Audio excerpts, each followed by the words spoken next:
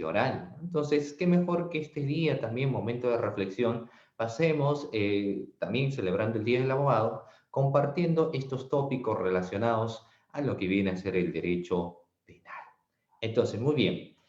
Vamos a empezar en ese sentido haciendo unas pautas generales. ¿Cuál es la forma en la cual el participante puede tener su participación en este curso que vamos a disertar el día de hoy? De dos maneras, estimados doctores. El primero de ello, a través de la cajetilla de comentarios, ustedes tienen la oportunidad de hacer todas las preguntas que ustedes consideren necesario. La otra forma es que la pueden realizar de manera directa, levantando la mano, y se les concede el uso del micrófono para que ustedes puedan hacer una pregunta de manera directa. Entonces, estas vienen a ser las dos oportunidades en la cual el participante puede tener a bien de interactuar con el ponente en esta ocasión. El tema del día de hoy nos convoca a analizar primero los estadios procesales del Código Procesal Penal del año 2004, que nace como plan piloto en el Distrito Judicial de Huaura y progresivamente se va implementando a lo largo y ancho de nuestro territorio nacional. Entonces, nosotros sabemos, y quienes todavía quizás son especialistas en otras ramas, las vamos a precisar, ya este nuevo Código Procesal Penal tiene cerca de 15 años. Ya en el mes de abril se espera la implementación total del nuevo Código Procesal Penal. ¿Y qué características importantes tiene? La existencia de tres etapas procesales. Tres etapas procesales con este código del año 2004. El primero de ello, la etapa de investigación preparatoria, que a la vez tiene una subetapa, llámese en este caso las diligencias preliminares. Luego pasamos a una segunda etapa que es conocida como la etapa intermedia, y para finalmente arribar a la etapa estelar del proceso, que es el juicio oral. Es decir, tres etapas que podemos ver en este nuevo Código Procesal Penal: la investigación preparatoria con su subetapa de diligencias preliminares, etapa intermedia y etapa de juicio oral. ¿Qué lo diferencia del Código del año de 1940, es decir, el Código de Procedimientos Penales?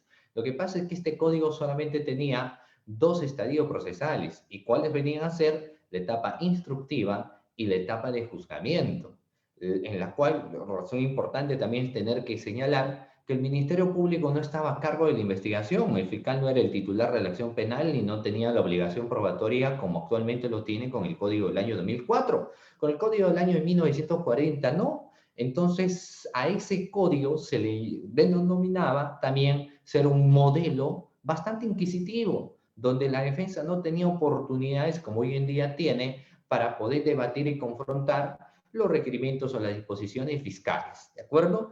Y además, uno llegaba al juicio oral con el código del año de 1940, y a veces se oralizaban medios de prueba, en ocasiones se oralizaban medios de prueba que nada tenían que ver con un caso en concreto. Y luego vamos a determinarlo por qué, porque obviamente no existía la etapa intermedia, que sí es parte del código del año 2004, ¿no es cierto? La etapa intermedia.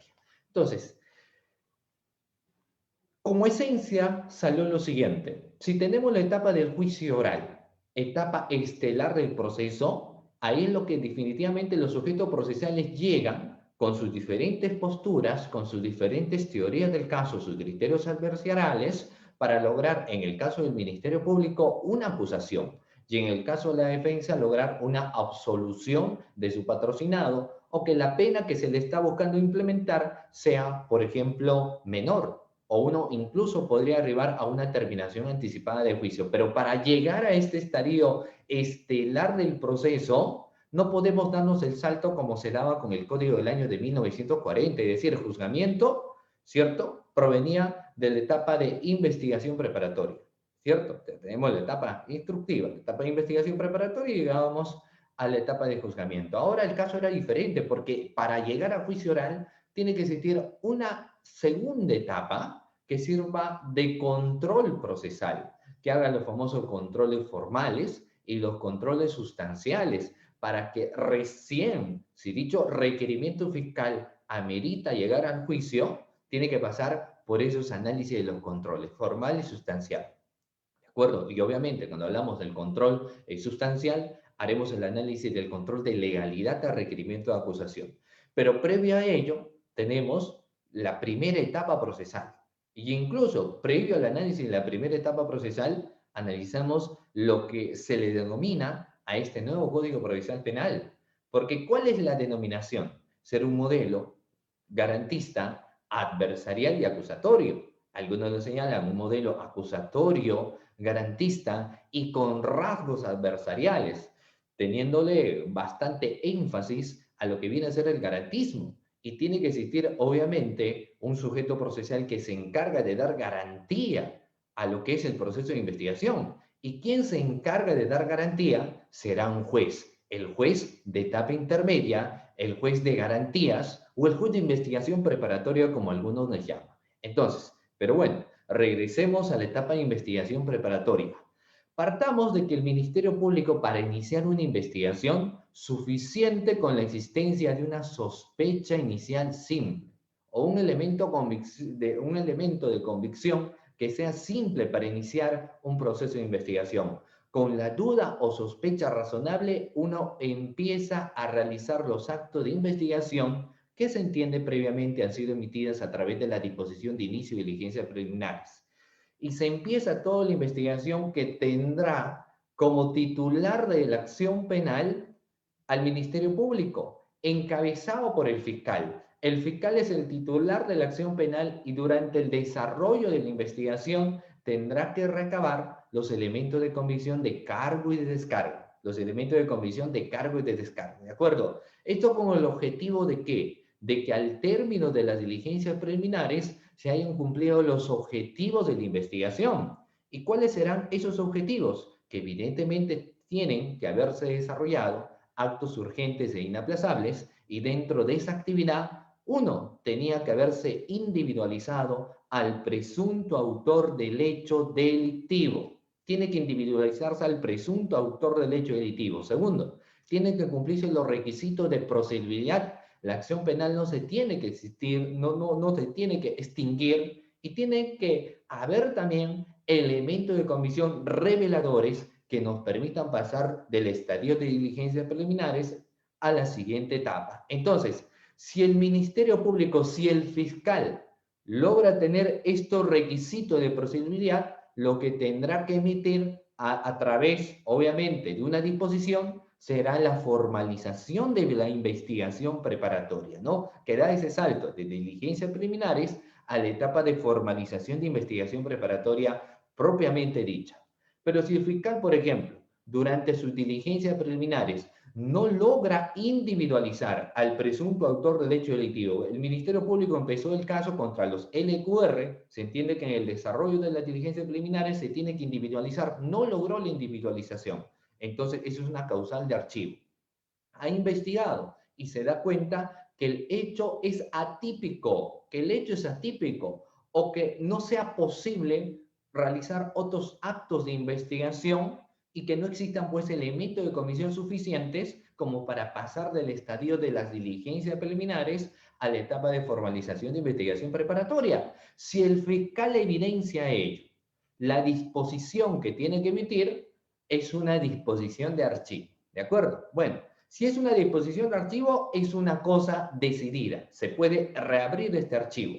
Como requisito de procedibilidad, se tiene que poner de conocimiento de los sujetos procesales para que si ellos, si es que lo consideran necesario, en el plazo de 5 días presentan un recurso de elevación de actuados. Ojo, si es que lo consideran necesario, presentarán un recurso de elevación de actuados al fiscal superior, quien tendrá dos opciones. El primero de ellos, confirmar el archivo venido en grado o revocar ese archivo y ordenar al fiscal que amplíe la investigación si es que se encuentra dentro del plazo o en su defecto que formalice la investigación preparatoria siempre y cuando existan elementos de convicción suficientes. Elementos de convicción suficientes. Dicho eso, se pasará a la etapa de formalización de investigación preparatoria, en la cual mi primera pregunta sería, doctores, en la etapa de formalización de investigación preparatoria, ¿también se investiga o es que solamente la investigación es propia de las diligencias preliminares? porque no ves que hay que realizar actos urgentes e inaplazables, entonces será propio de las diligencias preliminares y la etapa de formalización de investigación preparatoria solamente será en una etapa decisoria, o es que quizás el fiscal sí podría investigar en este estadio procesal.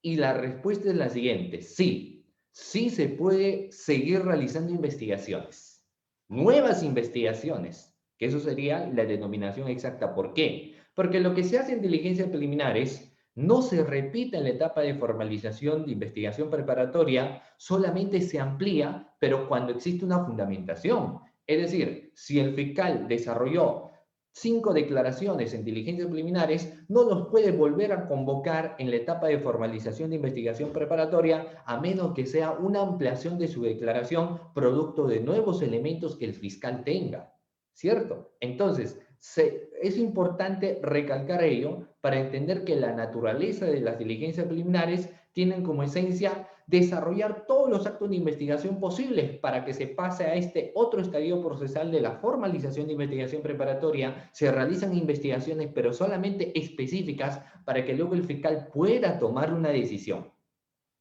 El proceso inicial, primera etapa, inicia con la emisión de la disposición de inicio de diligencias preliminares y termina con la emisión de la disposición de conclusión de investigación preparatoria. Ahí se cierra este primer estadio procesal, ¿de acuerdo?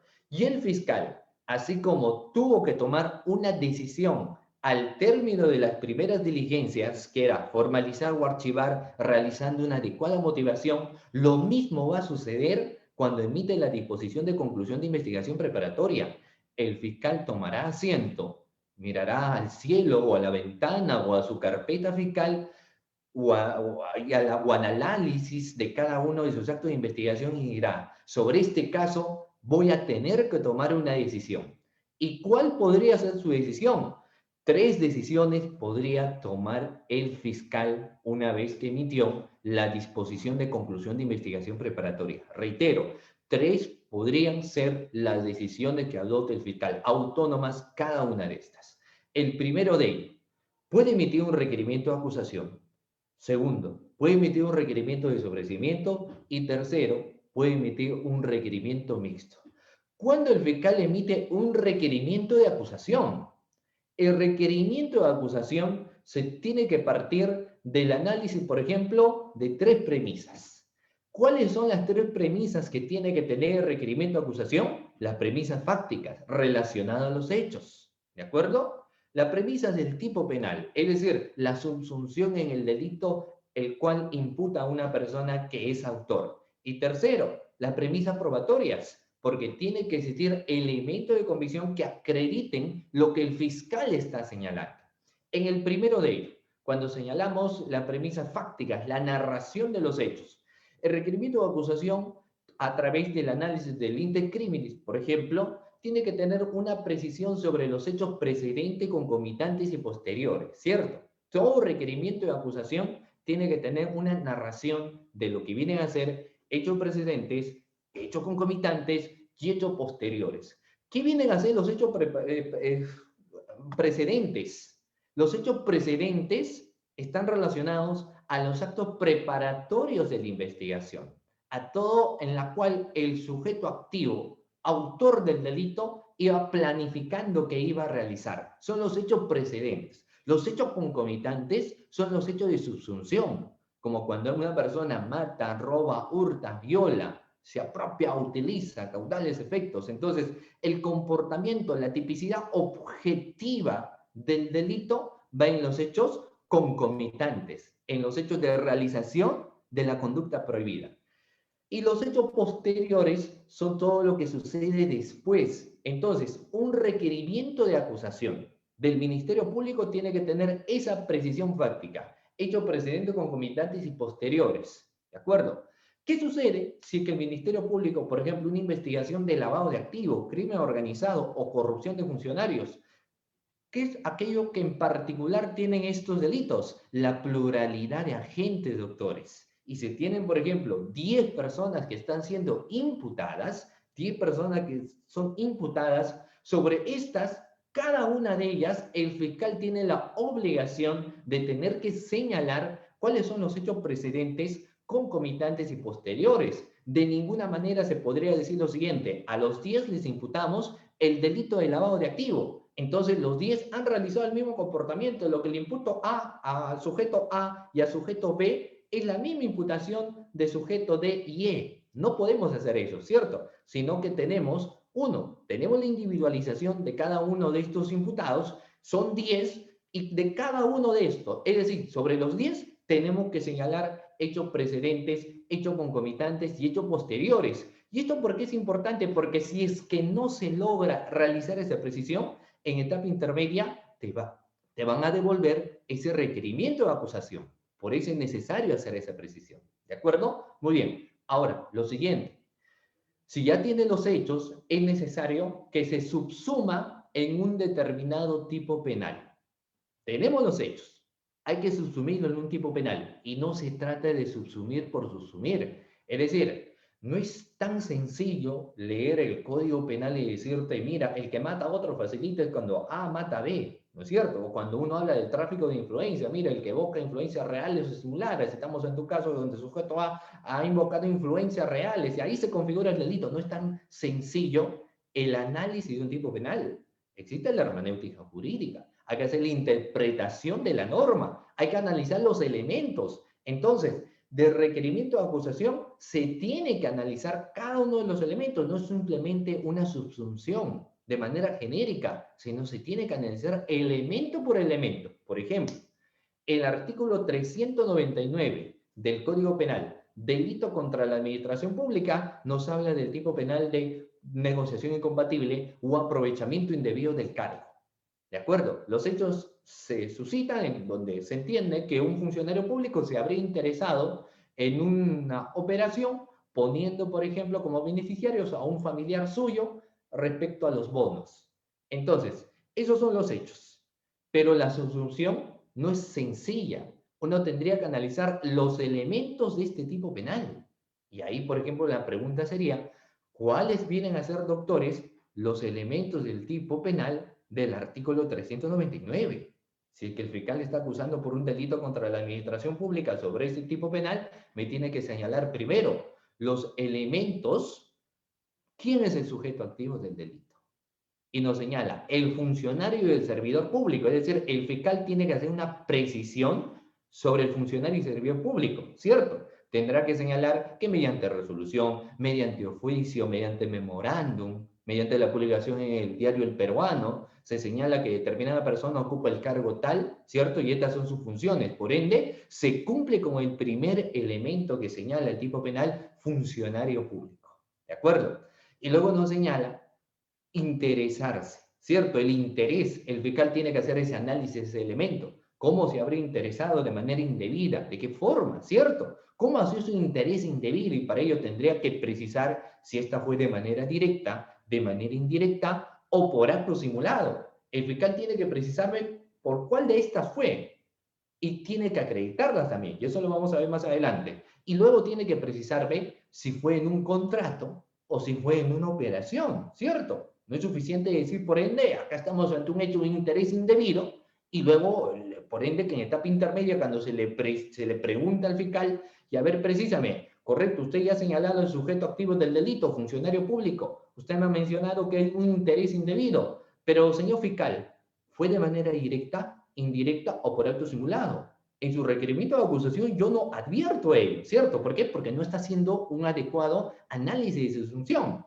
Luego le puede preguntar si es que sí, el fiscal, por ejemplo, ha señalado que fue de manera directa, pero usted, señor fiscal, le pregunto, ¿fue en un contrato o fue en una operación? Si el fiscal no ha señalado, se le devolverá, por ejemplo, ese requerimiento de acusación. Entonces, miren cómo dicho requerimiento es importante y trascendental que cumpla no solamente precisión de hechos, sino que también se subsuma adecuadamente en un determinado tipo penal en concreto. ¿De acuerdo?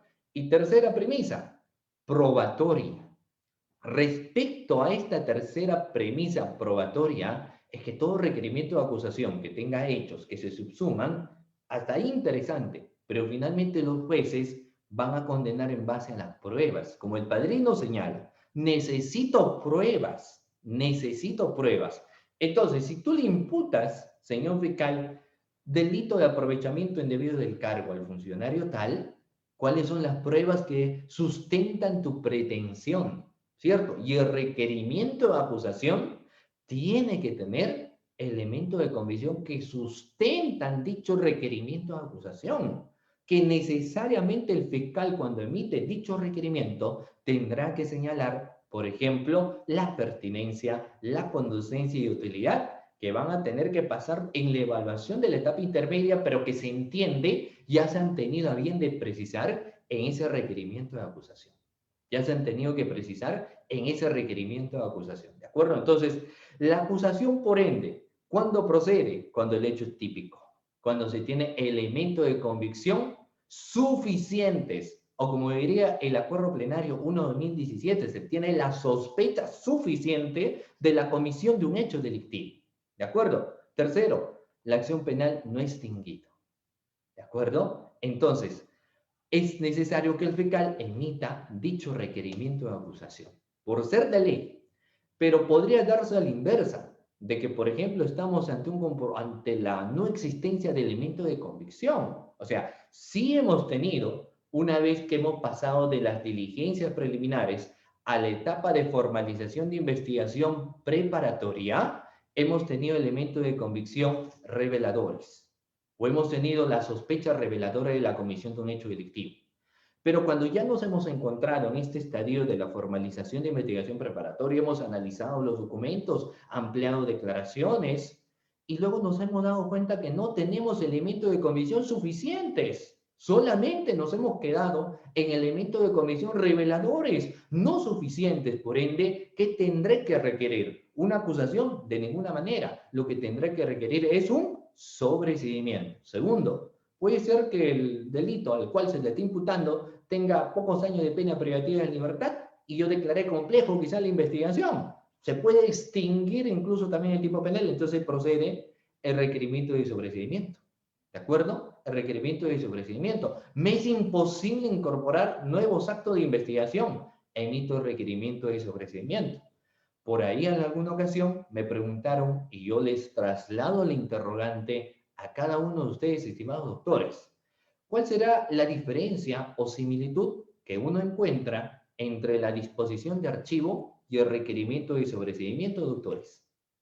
¿Qué será aquella similitud o diferencia que uno encuentra entre una disposición de archivo y un requerimiento de sobreseimiento? En algo se parecen en sí, ¿cierto? ¿En qué se parecen? Que el fiscal decide no continuar con la investigación y las causales pueden ser parecidas, ¿cierto? Si es el hecho atípico, en ambos casos se puede proceder archivo o requerimiento de sobreseimiento. ¿De acuerdo? Es imposible incorporar a la investigación nuevos elementos de convicción. Entonces también procedemos al archivo o procedemos al requerimiento de sobreseimiento, ¿cierto? Ahora, ¿qué diferencias existen? Bueno, una disposición de archivo tiene la condición de ser cosa decidida. Y las cosas decididas parten de la autonomía del Ministerio Público de la decisión del fiscal, con las obvias razones de que más adelante uno puede reabrir el caso. Pero el requerimiento de sobreseimiento, si tú decidas no continuar con la investigación, necesariamente, obligatoriamente tiene que pasar por una audiencia de control de sobreseimiento. Y será, en este caso, el juez o la jueza quien va a determinar si declara fundado o infundado este requerimiento de sobreseimiento. Si declara fundada, se emite el auto de sobreseimiento y estaremos ante una cuestión de cosa juzgada. Y la cuestión de cosa juzgada no se reabre. La cosa juzgada no se reabre, la cosa decidida sí. ¿De acuerdo? Ahora, otra diferencia, los estadios procesales. Porque la disposición de archivo se hará una vez terminadas las diligencias preliminares y el requerimiento de sobreseimiento se hará una vez que el fiscal debidamente emitió una disposición de conclusión de investigación preparatoria. ¿De acuerdo? Entonces, ahí tenemos respecto a ese requerimiento de sobreseimiento, que igual tiene que pasar por una audiencia. Pero ¿qué pasa con las investigaciones que tienen pluralidades de agentes? Varios imputados. Por ejemplo, criminalidad organizada, lavado de activos, corrupción de funcionarios o las fiscalías supraprovinciales de investigaciones a nivel nacional, pluralidad de agentes. No porque yo tenga 20 personas que sean imputadas, no significa que sobre los 20 va a recaer un requerimiento de acusación, ¿cierto? No porque yo tenga 15 personas que son imputadas, no significa que sobre los 15 va a recaer una acusación. Puede ser de que, por el contrario, aumenten los imputados, si es que el fiscal decide emitir una disposición de incorporación de imputados. Si tú emites ello, pues empezaste con 15, puedes terminar emitiendo un requerimiento de acusación contra 30. Pero también podría suceder a la inversa, de que tú tengas, por ejemplo, 10 personas imputadas, pluralidad de agentes, pero durante el desarrollo de tu investigación tú te has dado cuenta que solamente existen elementos de convicción suficientes, sospecha suficiente contra 5, y los otros 5 no tienen, no existen. O sea, solamente te has quedado con elementos de convicción reveladores, no para acusar. Entonces, sobre ellos tendrás que emitir un requerimiento de sobreseimiento. Entonces, sobre los primeros 5, una acusación. Y sobre los otros 5, un sobreseimiento. La fusión de ambos se considera un requerimiento mixto. ¿De acuerdo? Entonces, el fiscal, al término de la emisión de la disposición de conclusión de investigación preparatoria, puede tomar esas decisiones, ¿de acuerdo? Y esos requerimientos, doctores, van a dar inicio precisamente a la etapa intermedia.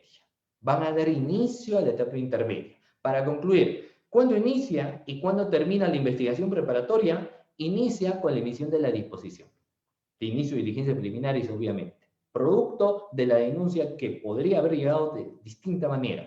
Y cuando concluye, con la emisión de la disposición de conclusión de investigación preparatoria. De ahí el fiscal emitía sus requerimientos, cualquiera de los tres, y eso da inicio a este segundo estadio procesal. ¿De acuerdo? Muy bien. Y sobre ello hemos trabajado algunos materiales que lo estamos poniendo en la pantalla. La etapa intermedia. ¿Pero qué se entiende por etapa intermedia, doctores? ¿Qué entendemos por la etapa intermedia?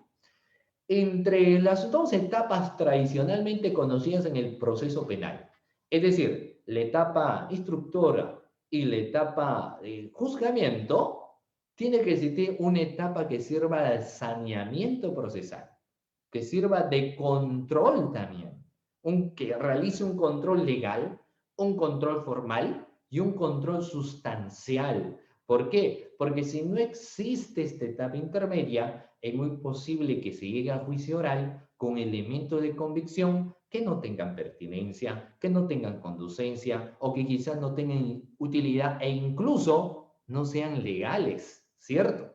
Entonces, es necesario, por ende, que exista una etapa que vaya preparando lo que va a venir a ser el juicio oral, pero también una etapa que diga lo siguiente: si es que no cumplen las exigencias necesarias como requerimiento de acusación, no tenemos por qué llegar a juicio oral y generarle un costo innecesario al Estado. Entonces, también existe esta etapa intermedia para no tener juicios que sean innecesarios, porque los juicios tienen finalidades, objetivos, pero si es que no cumple dicho requerimiento de acusación con las exigencias que señala la norma, entonces lo que se va a emitir es un requerimiento de un auto de sobreseimiento.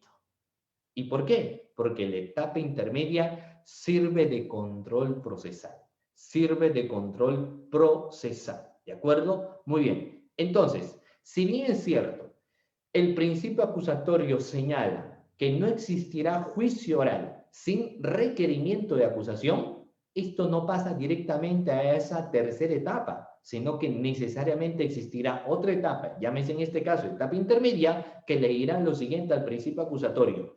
Tu principio acusatorio, si tienes que llegar al juicio oral, primero tiene que pasar por un control. Y si pasas el control, arribarás al juicio oral, para que luego de ello también podamos desarrollar los otros principios, como puede ser la oralidad, la publicidad, la contradicción y la inmediación. Pero si tu requerimiento de acusación no pasas las exigencias del control formal o el control sustancial, entonces no tienes por qué llegar al juicio oral. ¿De acuerdo? Porque aparte de eso, esta etapa procesal tiene que ser dinámica, tiene que ser contradictoria. Y si el requerimiento de acusación no tiene y no cumple las exigencias, el juicio no es dinámico, no es contradictorio, sino se convierte en soso y aburrido y pesado, porque se van a tener, entre comillas, elementos de convicción que nada tienen que ver con el caso en concreto. ¿De acuerdo? Muy bien. Entonces, ¿cuál es el rol que le dan o la función que le suelen dar a la etapa intermedia. ¿Cuál es la función que suelen darle a la etapa intermedia, estimados doctores? Le dicen lo siguiente, miren, la etapa intermedia se constituye un espacio central del proceso penal, según siempre en nuestro modelo acusatorio asumido por el Código Procesal Penal del año 2004. Su rol o función determinante en el proceso común es, sin duda, preparar propiamente el paso o tránsito de la investigación preparatoria a la etapa de juzgamiento. A la etapa de juzgamiento. Vamos preparando el juicio, porque se entiende que el fiscal hizo un buen trabajo, pero de todas maneras hay que hacer ese control debido. Pero si evidenciamos que, ojo, el trabajo del fiscal a través de su requerimiento de acusación no es tan concreto, le devolveremos para que el fiscal pueda subsanar estas observaciones. En el caso no las subsane adecuadamente, entonces se tomará la decisión de sobreseer ese caso. ¿De acuerdo? Entonces, rol importante, diríamos, de la etapa intermedia son dos: preparar el juicio oral y evitar que se tengan juicios innecesarios. Reiteradamente, dos funciones que tendría la etapa intermedia: preparar el juicio oral o evitar que se tengan juicios, ¿de acuerdo?, sin que se cumplan las exigencias del caso. Entonces, ahí se encontraba pues la otra finalidad, como evidenciamos en esta diapositiva. Yo ya me adelanté. Evitar juicios innecesarios, doctores. Evitar juicios innecesarios. Siguiente diapositiva. ¿Qué se plantea o decide en la etapa de investigación preparatoria? ¿Qué se plantea o decide en la etapa de investigación preparatoria? Bueno, lo que se decide en la etapa de investigación preparatoria, una vez emitida la disposición de conclusión, era lo que anteriormente ya hemos señalado: una acusación, un sobreseimiento y un requerimiento mixto. Nos concentramos en la etapa intermedia en ese sentido. ¿Y qué es lo que se puede advertir? ¿Qué es lo que se puede analizar? ¿Qué es lo que se puede observar, por ejemplo, en una etapa intermedia? El sobreseimiento, saneamiento de vicios procesales, aclaración de la acusación, resolver excepciones y otros medios de defensa, adopción o variación de la medida de coerción, actuación de prueba anticipada, admisión o rechazo de la prueba, o aprobar o rechazar las convenciones probatorias. Eso se va debatiendo uno a uno en el estadio de la etapa intermedia, ¿de acuerdo? Y yo voy a pasar a una fase que me parece muy importante, es propio también de la etapa intermedia, porque pregunta: ¿cuándo viene a ser el momento procesal oportuno para ofrecer medios de prueba? Nosotros sabemos que el juicio oral se desarrolla y ahí se ejecuta la actividad probatoria. El Ministerio Público, a través de su teoría del caso o a través de su criterio adversarial, en su requerimiento de acusación, en la precisión de fáctica probatoria, señala todas aquellas pruebas que van a acreditar la acusación, ¿cierto? Pero estas han tenido que pasar por un control. Entonces, durante la etapa intermedia hay un momento para el cual el Ministerio Público obviamente ofrece sus medios probatorios y los medios probatorios las tiene que poner necesariamente en su requerimiento de acusación. ¿Lo puede integrar? Vamos a ver. ¿Puede integrar nuevos medios probatorios o no el fiscal? Sí, pero siempre y cuando se encuentra dentro de los 10 días, ¿cierto? Dentro de los 10 días. O sea, si por algún motivo, por un error, por ejemplo, de precisión de medios probatorios, entonces finalmente el fiscal emitió un requerimiento de acusación y se olvidó poner otro medio probatorio. El fiscal puede emitir inmediatamente una disposición de incorporación y señalar el motivo por qué no lo puso en su requerimiento de acusación, pero se tiene que dar en un plazo dentro de los 10 días que previamente lo ha tenido a bien, por ejemplo, de presentar primigeniamente el fiscal.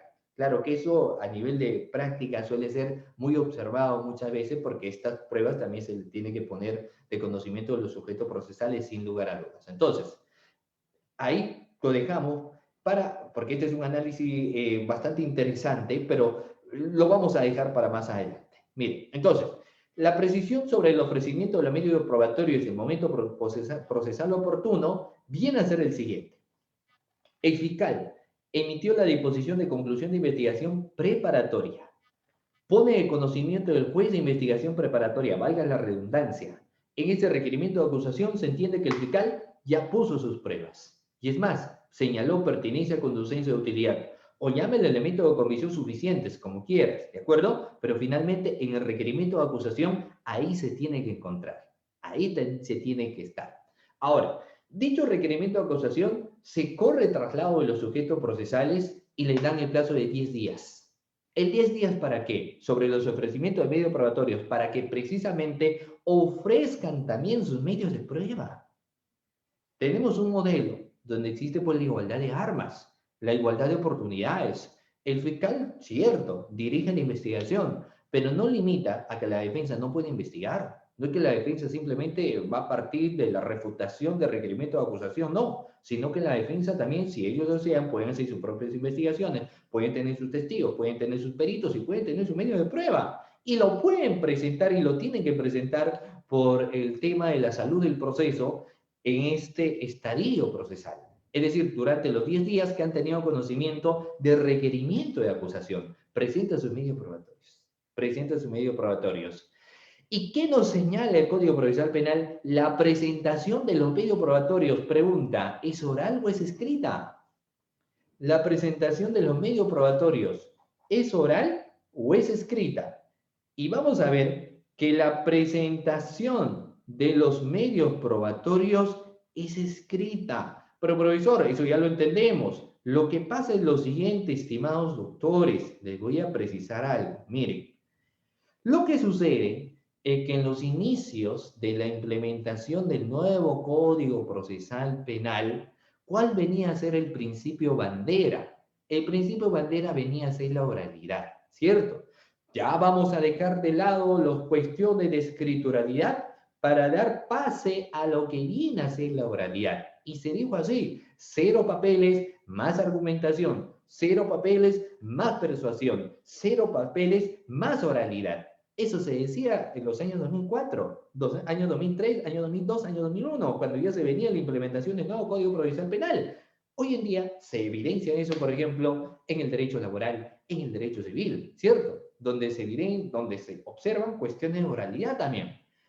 Pero nuestro proceso penal reconoce y la etapa intermedia dice, es mixto, no solo es oral, también es escrito, porque el requerimiento de acusación tiene que ser escrito previamente. Al juez, el fiscal no le dice, señor juez, te estoy enviando en un CD mi requerimiento de acusación. Yo he hablado y estoy hablando cerca de 1 hora. Y usted lo escucha, pues señor juez, no. El juez te exige de que ese requerimiento de acusación sea escrita, incluso con copia para las partes, ¿cierto? Para que ellos simplemente cumplan con la función de notificar a cada uno de los sujetos procesales. Eso es la exigencia.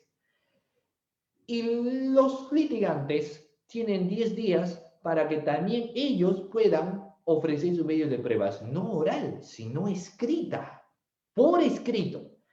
Profesor, ¿pero por qué no precisas ello? Por lo siguiente, en los inicios, año 2004, 2006, perdón, 2007, se tenía pues ese error de considerar que todo era oralidad y por ende la defensa decía muchas veces lo siguiente, yo no voy a presentar por escrito mi medio de prueba, no lo voy a hacer, no voy a presentar por escrito medio de prueba, lo voy a hacer en audiencia.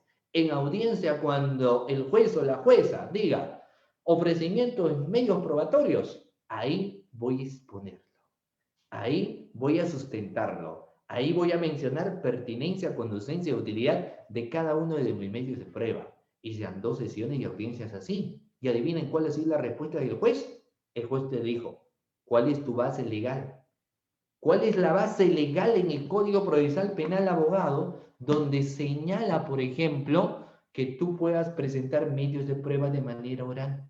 Dígame, no estamos en juicio oral, en etapa intermedia. Dígame en qué parte del Código Procesal Penal que no logro verlo señala que en la audiencia de presentación de medios de prueba lo puedes hacer de forma oral. No existe, ¿cierto? No existe. Entonces, craso error, obviamente, de ese abogado que entendió que la oralidad se iba a aplicar al 100% en el nuevo sistema procesal penal, sino que hoy en día ya he esclarecido el tema, podemos entender que solamente la oralía parte de los sistemas de audiencia. La oralía parte solamente en los sistemas de audiencia, nada más, ¿de acuerdo? Entonces, ahí ingresa pues la frase de ofrecimientos del medio probatorio de las partes. Y acá nos señala lo que yo le estaba mencionando. Notificada la acusación a los sujetos procesales, estos tienen el plazo de 10 días. ¿Para qué? Para que también presenten sus medios de prueba.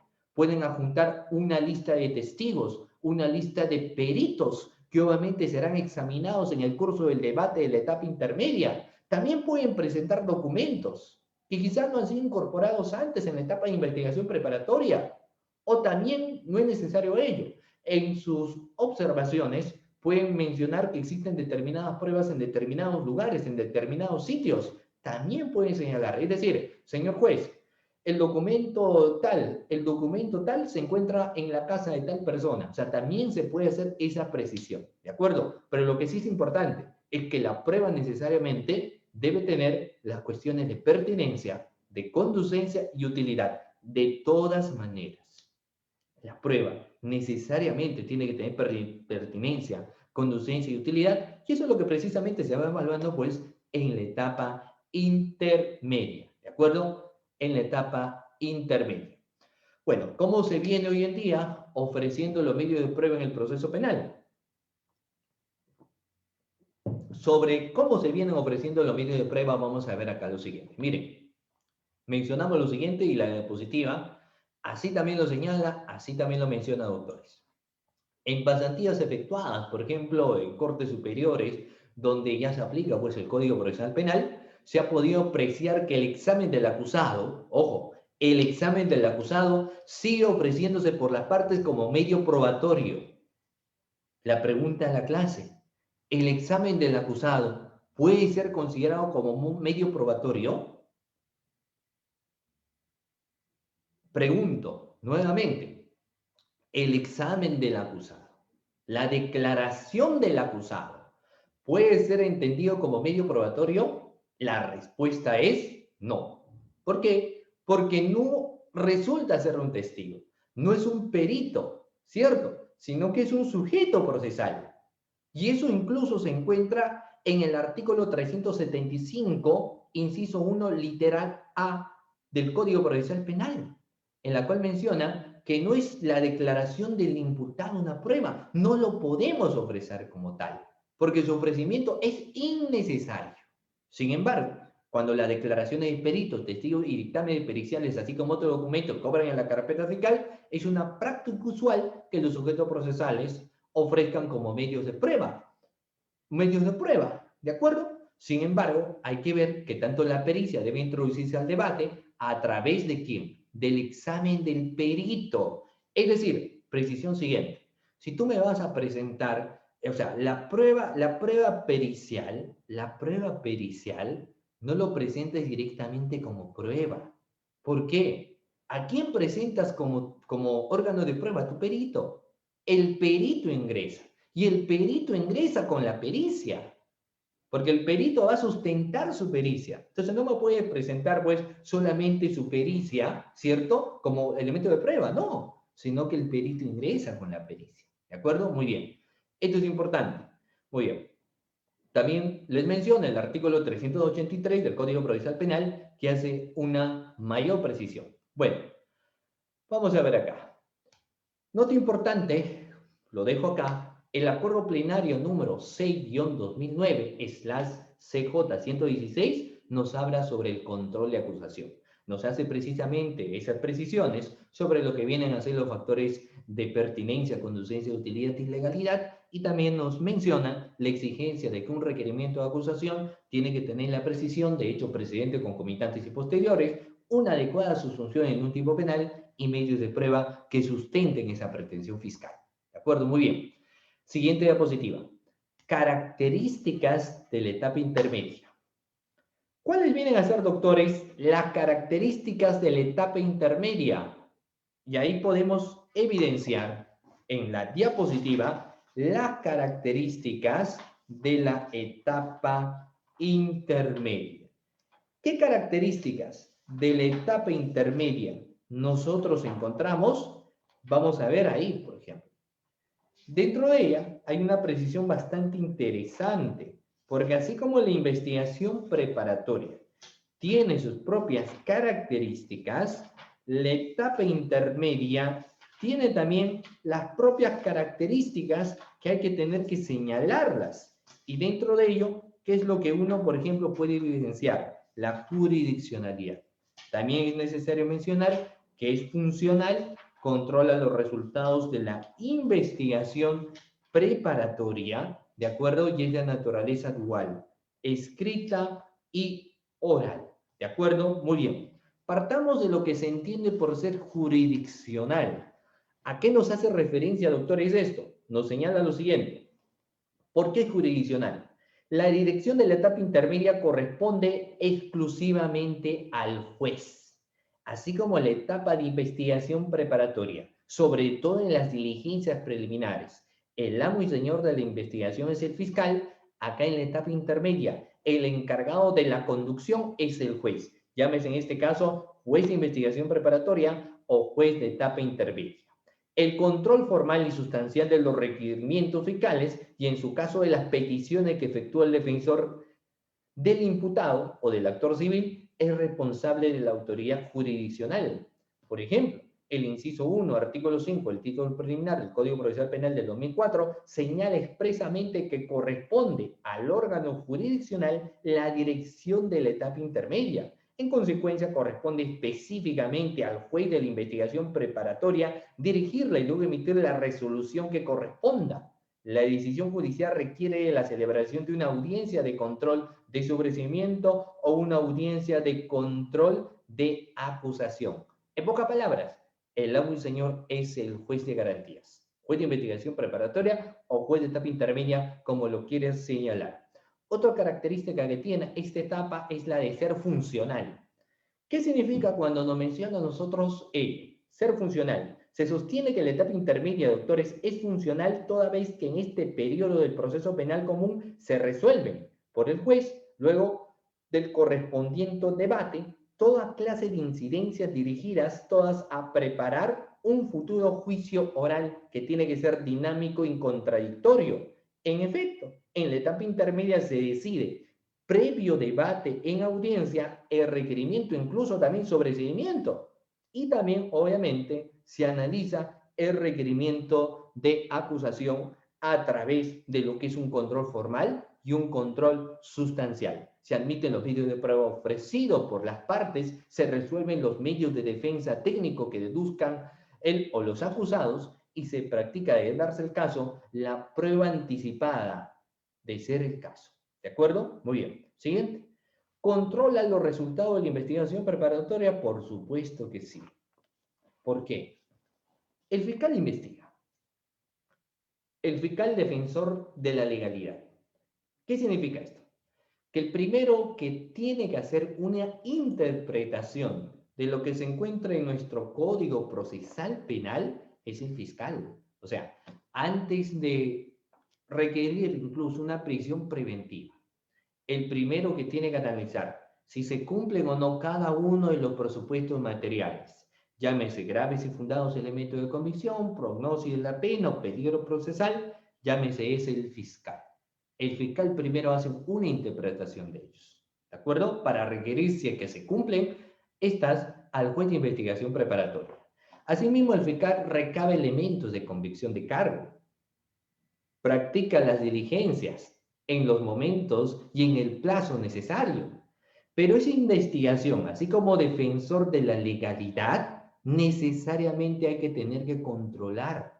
¿Por qué? Muchos textos y muchos profesores han señalado que así como el juez, pues, detrás del juez hay una persona humana, y detrás del fiscal también hay una persona. Es decir, todos nosotros podemos cometer errores y en una investigación podría darse el caso.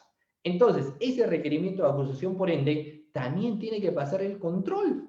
Tiene que pasar el control, por más que el fiscal sea el defensor de la legalidad, es decir, el llamado a tener que hacer una interpretación acorde a lo que se encuentra en el Código Procesal Penal, pero hay que controlar lo que dice el fiscal. Tiene que existir necesariamente un control. ¿Y por qué? Ahí hay un factor muy interesante que también vamos a mencionar. Toda persona imputada de conformidad con el artículo 66 tiene derecho a un abogado, ¿cierto? Un abogado de su libre elección. Incluso el segundo párrafo del artículo 71 lo menciona como tal, ¿cierto? La elección de un abogado, a contar con un abogado. Pero también la realidad nos señala lo siguiente, a veces se le termina dejando una indefensión, ¿a quién? Al imputado. Entonces, el imputado puede ser que haya tenido una mala defensa y a consecuencia de ello el Ministerio Público haya emitido un requerimiento de acusación. Es decir, el fiscal imputa a Juanito el delito de homicidio. El delito de homicidio. Pero cuando en realidad, de acuerdo a las precisiones de los hechos y cómo uno luego va a tener a bien de merituar, se trata de que Juanito, expresivamente, claro, quitó la vida a Pedro, pero por legítima defensa, porque previamente Pedro sacó un arma y le realizó un disparo, y él lo que hizo es defenderse. Entonces, su otro abogado, desconocedor de lo que viene a ser el Código Penal, obviamente no lo ha defendido adecuadamente. Y ahora la situación es distinta, porque tiene un nuevo abogado, entonces este requerimiento de acusación puede ser de que no se ha analizado adecuadamente, porque estaríamos ante una causa, por ejemplo, de justificación. Entonces, necesariamente, por ende, lo que se ha realizado en investigación preparatoria tiene que ser evaluado por el juez de etapa intermedia, o llámese en este caso juez de garantías. ¿De acuerdo? Ahora, otra característica es dual. ¿Por qué? Porque es escrita y es oral. Es escrita en los momentos iniciales, cuando el fiscal emite su requerimiento de acusación o su requerimiento de sobreseimiento o su requerimiento mixto. Y también cuando se presentan, se ofrecen medios probatorios, pero viene a ser oral cuando hay que tener que sustentar. El fiscal, por ende, su requerimiento de acusación lo va a defender a través de la utilización de la oralidad. Y la defensa hará sus observaciones a dicho requerimiento a través también de la oralidad. Entonces, el mixto, mire, si de por sí la etapa de investigación preparatoria no era de todo oral y solamente era escrito, también la etapa intermedia, dentro de las características, las cuales lo ha señalado en su libro también, la etapa intermedia de resoluciones judiciales, el profesor Ramiro Salinas Sicha, nos menciona que tiene esa dualidad, escrita y oral. ¿De acuerdo, doctores? Muy bien. Nota importante. Pregunta. ¿Cuál es el plazo de duración de la etapa intermedia? Pregunta de grado.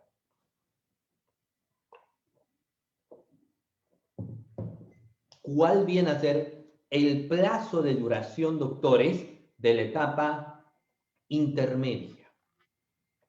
Si nosotros recordamos, ¿cuál venía a ser el plazo de duración de la etapa de investigación preparatoria, doctores? ¿Cuál venía a ser el plazo de la etapa de investigación preparatoria? ¿Se recuerdan? ¿Tenía o no tenía plazo para empezar? Sí tenía plazo, ¿cierto? Sí tenía plazo. ¿Y cuáles eran los plazos? Uno lo podía definir en casos simples, casos complejos y casos de criminalidad organizada. Recordemos un poco. Si el plazo de la investigación es simple, solamente abordaremos hasta 120 días, nada más. Plazo de un caso simple en un proceso de investigación. 120 días.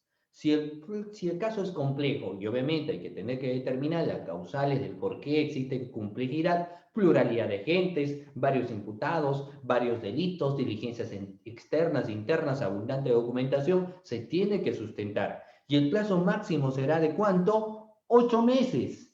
Y en las cuestiones de criminalidad organizada tendremos hasta 36 meses, ¿de acuerdo? Entonces, ¿existe una duración? Por supuesto. ¿Qué es lo que pasa si en investigación preparatoria y fiscal se pasa de este plazo? La defensa va a plantear un control de plazo, porque le va a decir, oiga, señor fiscal, usted solamente estaba investigando un caso complejo, 120 días, usted ya lleva 130 días como investigando. Control de plazo, acudes al juez de garantías, juez de investigación preparatoria o etapa intermedia, ¿cierto? Ya, señor fiscal, usted ha declarado complejo la investigación, son 8 meses por si acaso, y usted está en el 9º mes y sigue investigando, control de plazo, ¿cierto? Es decir, los plazos en la investigación preparatoria, son perentorios y de estricto cumplimiento, Pero la pregunta era el siguiente, ¿en la etapa intermedia hay plazos? En la etapa intermedia habrá un plazo para presentación de pruebas, habrá un plazo para el control formal, habrá un plazo para el control sustancial, habrá un plazo para la oralización de los medios de prueba que tiene que pasar por el control y vamos a ver lo siguiente. Miren, de la lectura pues del contenido, doctor, el Código Procesal Penal del año 2004, se concluye que el legislador no ha previsto plazo de duración en la etapa intermedia. Particularmente me parece ahí un error.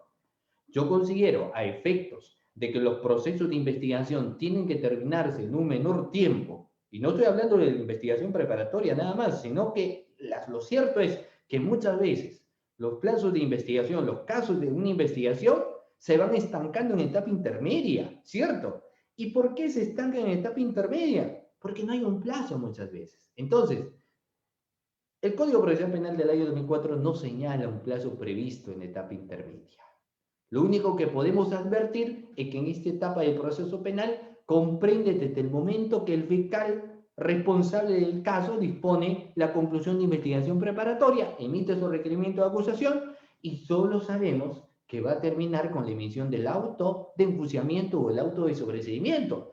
Pero de audiencia a audiencia, ¿cuánto será el plazo que se demore, por ejemplo? O sea, básicamente el plazo de duración como en la etapa de investigación preparatoria no existe. No hay. Entonces, eso es importante también tener que precisarlo. Sería interesante en todo caso ponerlo un plazo, podría ser, ¿no? Así sabríamos sí, con exactitud cuándo un proceso de investigación podrá llegar a una sentencia, así sea condenatoria o absolutoria. Muy bien, tipos de controles de la etapa intermedia, doctores. Tipos de controles de la etapa intermedia. ¿Qué tipos de controles de etapa intermedia evidenciamos? Vamos a ver a continuación los siguientes controles de esta etapa. Miren, dentro de los controles, control formal y control sustancial. No te olvides, ¿cuáles son los tipos de controles de la etapa intermedia? El control formal y el control sustancial. Reitero nuevamente, control formal y el control sustancial. No olvidarse, estimados doctores, por favor. Vayamos al primero, el control formal de requerimiento de acusación. Miren, cuando hablamos del control formal, todos estamos ubicados. Ya hemos señalado, igual, para no olvidarnos cuántos tipos de controles podemos señalar, dos controles, ¿cierto? ¿Y cuáles serán esos controles? Un control formal y un control sustancial. Vayamos por el primero.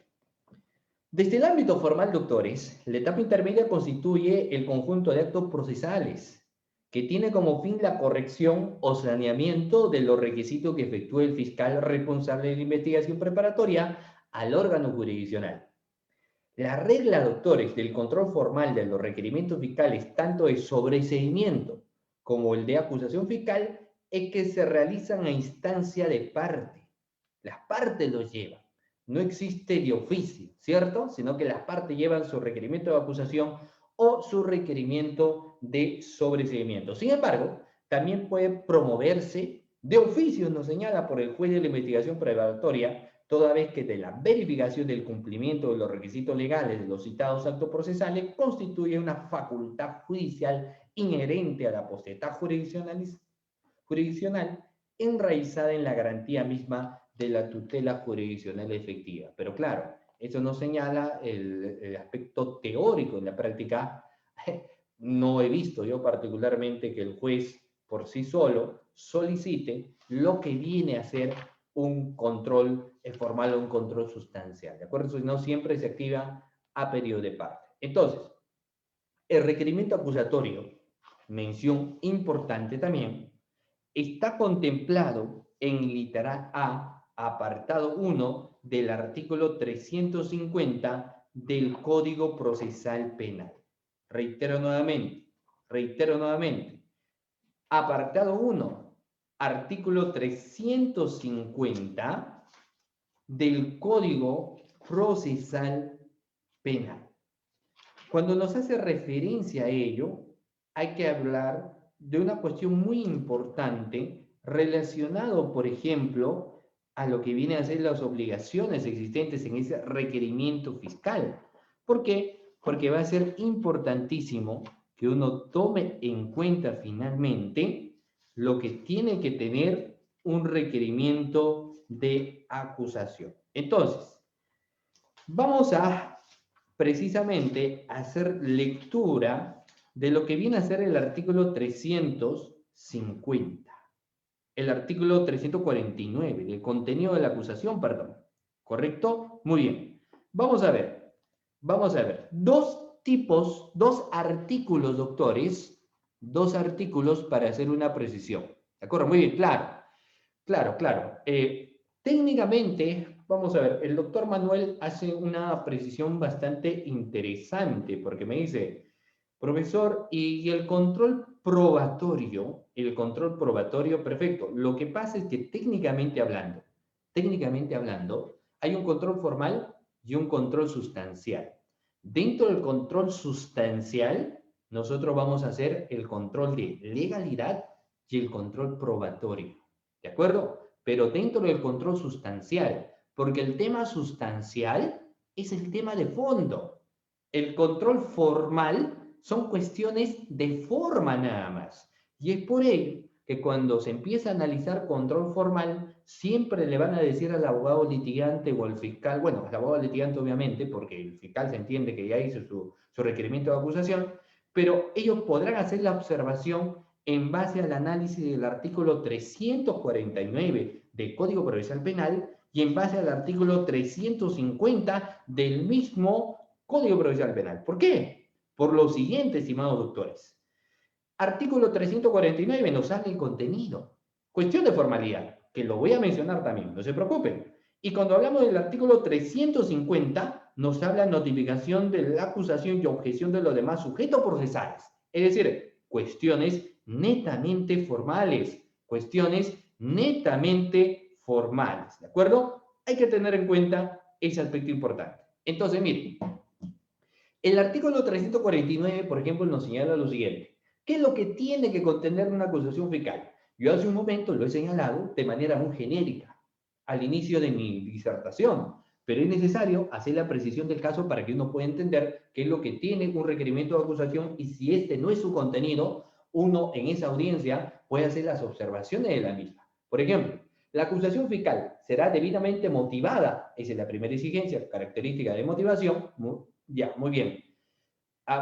Bueno, muchas gracias por la pregunta de la doctora Zuli. Mire, antes de dar lectura, porque me gusta en que en las clases el participante haga múltiples preguntas, porque de esta manera nos enriquecen a nosotros, entonces ustedes no tengan temor, hagan todas las preguntas que ustedes consideren necesarias. Pero muy bien, voy a responder primero, antes de dar lectura a este artículo, la pregunta de la doctora Zuli. Dice lo siguiente, doctor, entonces, en la etapa de investigación preparatoria solo el fiscal está a cargo y es absoluto. En cambio, en la etapa intermedia ya no está a cargo el fiscal, sino el juez, por supuesto. Mira, es más, vamos a ver. Cuando se dice que el Ministerio Público es el titular de la acción penal defensor de la legalidad, pero vamos a ver que, llamémoslo así, su manifestación más absoluta lo vamos a ver solo y solo en las diligencias preliminares. ¿Por qué? Porque al término de las diligencias preliminares el fiscal formaliza o bien acusa, pero ni su formalización ni su acusación pasan por una evaluación del juez. Entonces, por ende, el amo y señor durante ese estadio procesal viene a ser el fiscal en cuestión de decisión.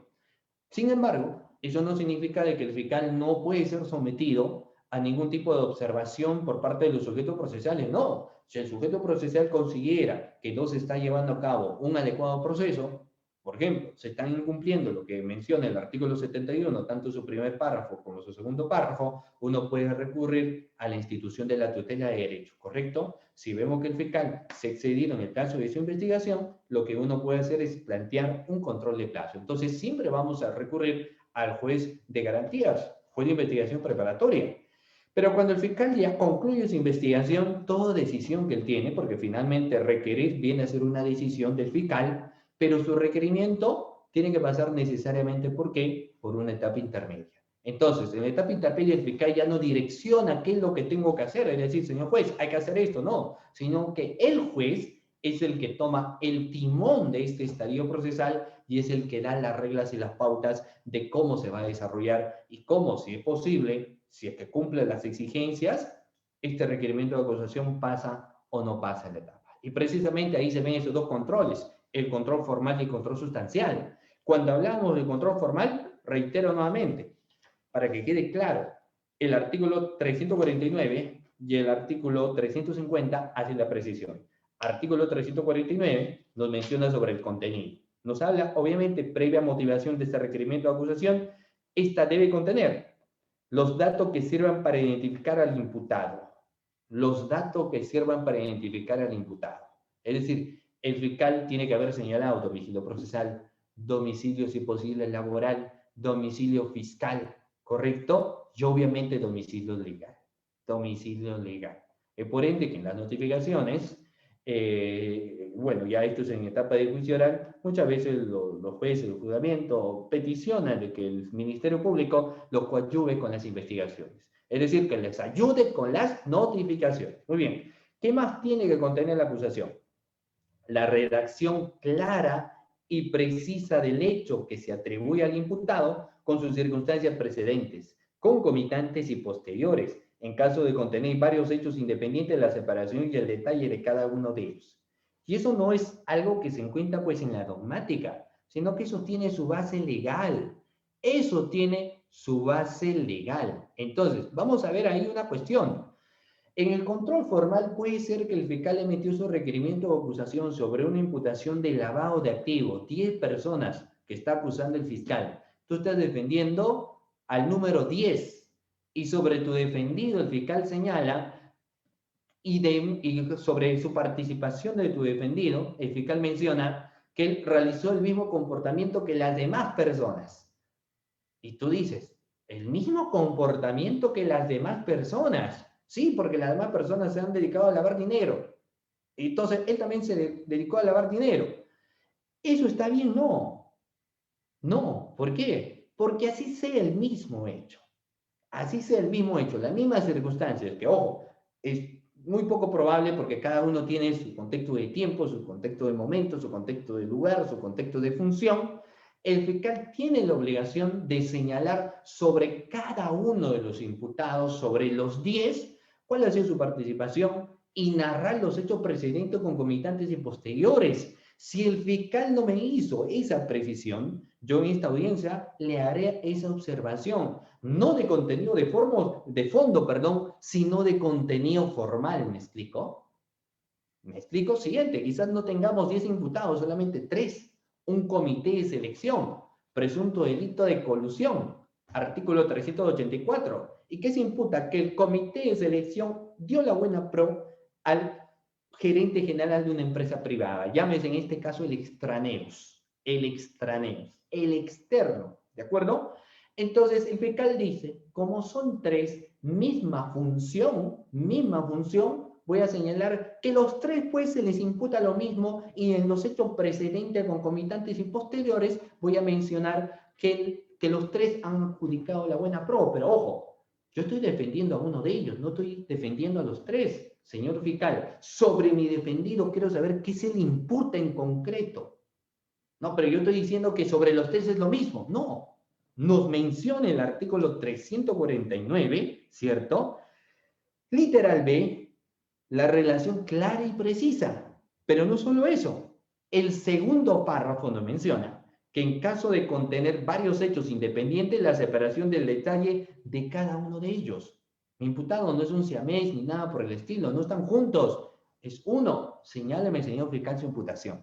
Entonces, obviamente, ante esas situaciones, por un tema del análisis y control formal, el juez de investigación preparatoria, el juez de garantías le dirá, oiga, señor fiscal, usted pues precisame, de acá lo reprogramamos para el día, de acá 2 días o 3 días, pero yo quiero que me señale sobre cada una de estas su participación, por favor, ¿cierto? Entonces ahí ingresa el control formal. ¿Me explico? ¿Cuándo más? Cuando los elementos de convicción que fundamenten el requerimiento de acusación. Muy bien. Vamos a ver. Cada elemento de convicción obviamente tiene que estar relacionado al caso en concreto. Nosotros no podemos tener elementos de convicción que nada tienen que ver con los hechos. No se pueden oralizar elementos de convicción que nada tengan que ver con el proceso de investigación, ¿cierto? Solo y solo si los elementos de convicción tienen que ver necesariamente con el hecho que se está investigando. Eso es muy importante. Claro que el literal se nos dice, los elementos de convicción que fundamentan el requerimiento acusatorio. Lo que nos parte de exigencia, en pocas palabras, es que toda acusación tiene que tener algo que lo sustente, probatoriamente hablando. Probatoriamente hablando.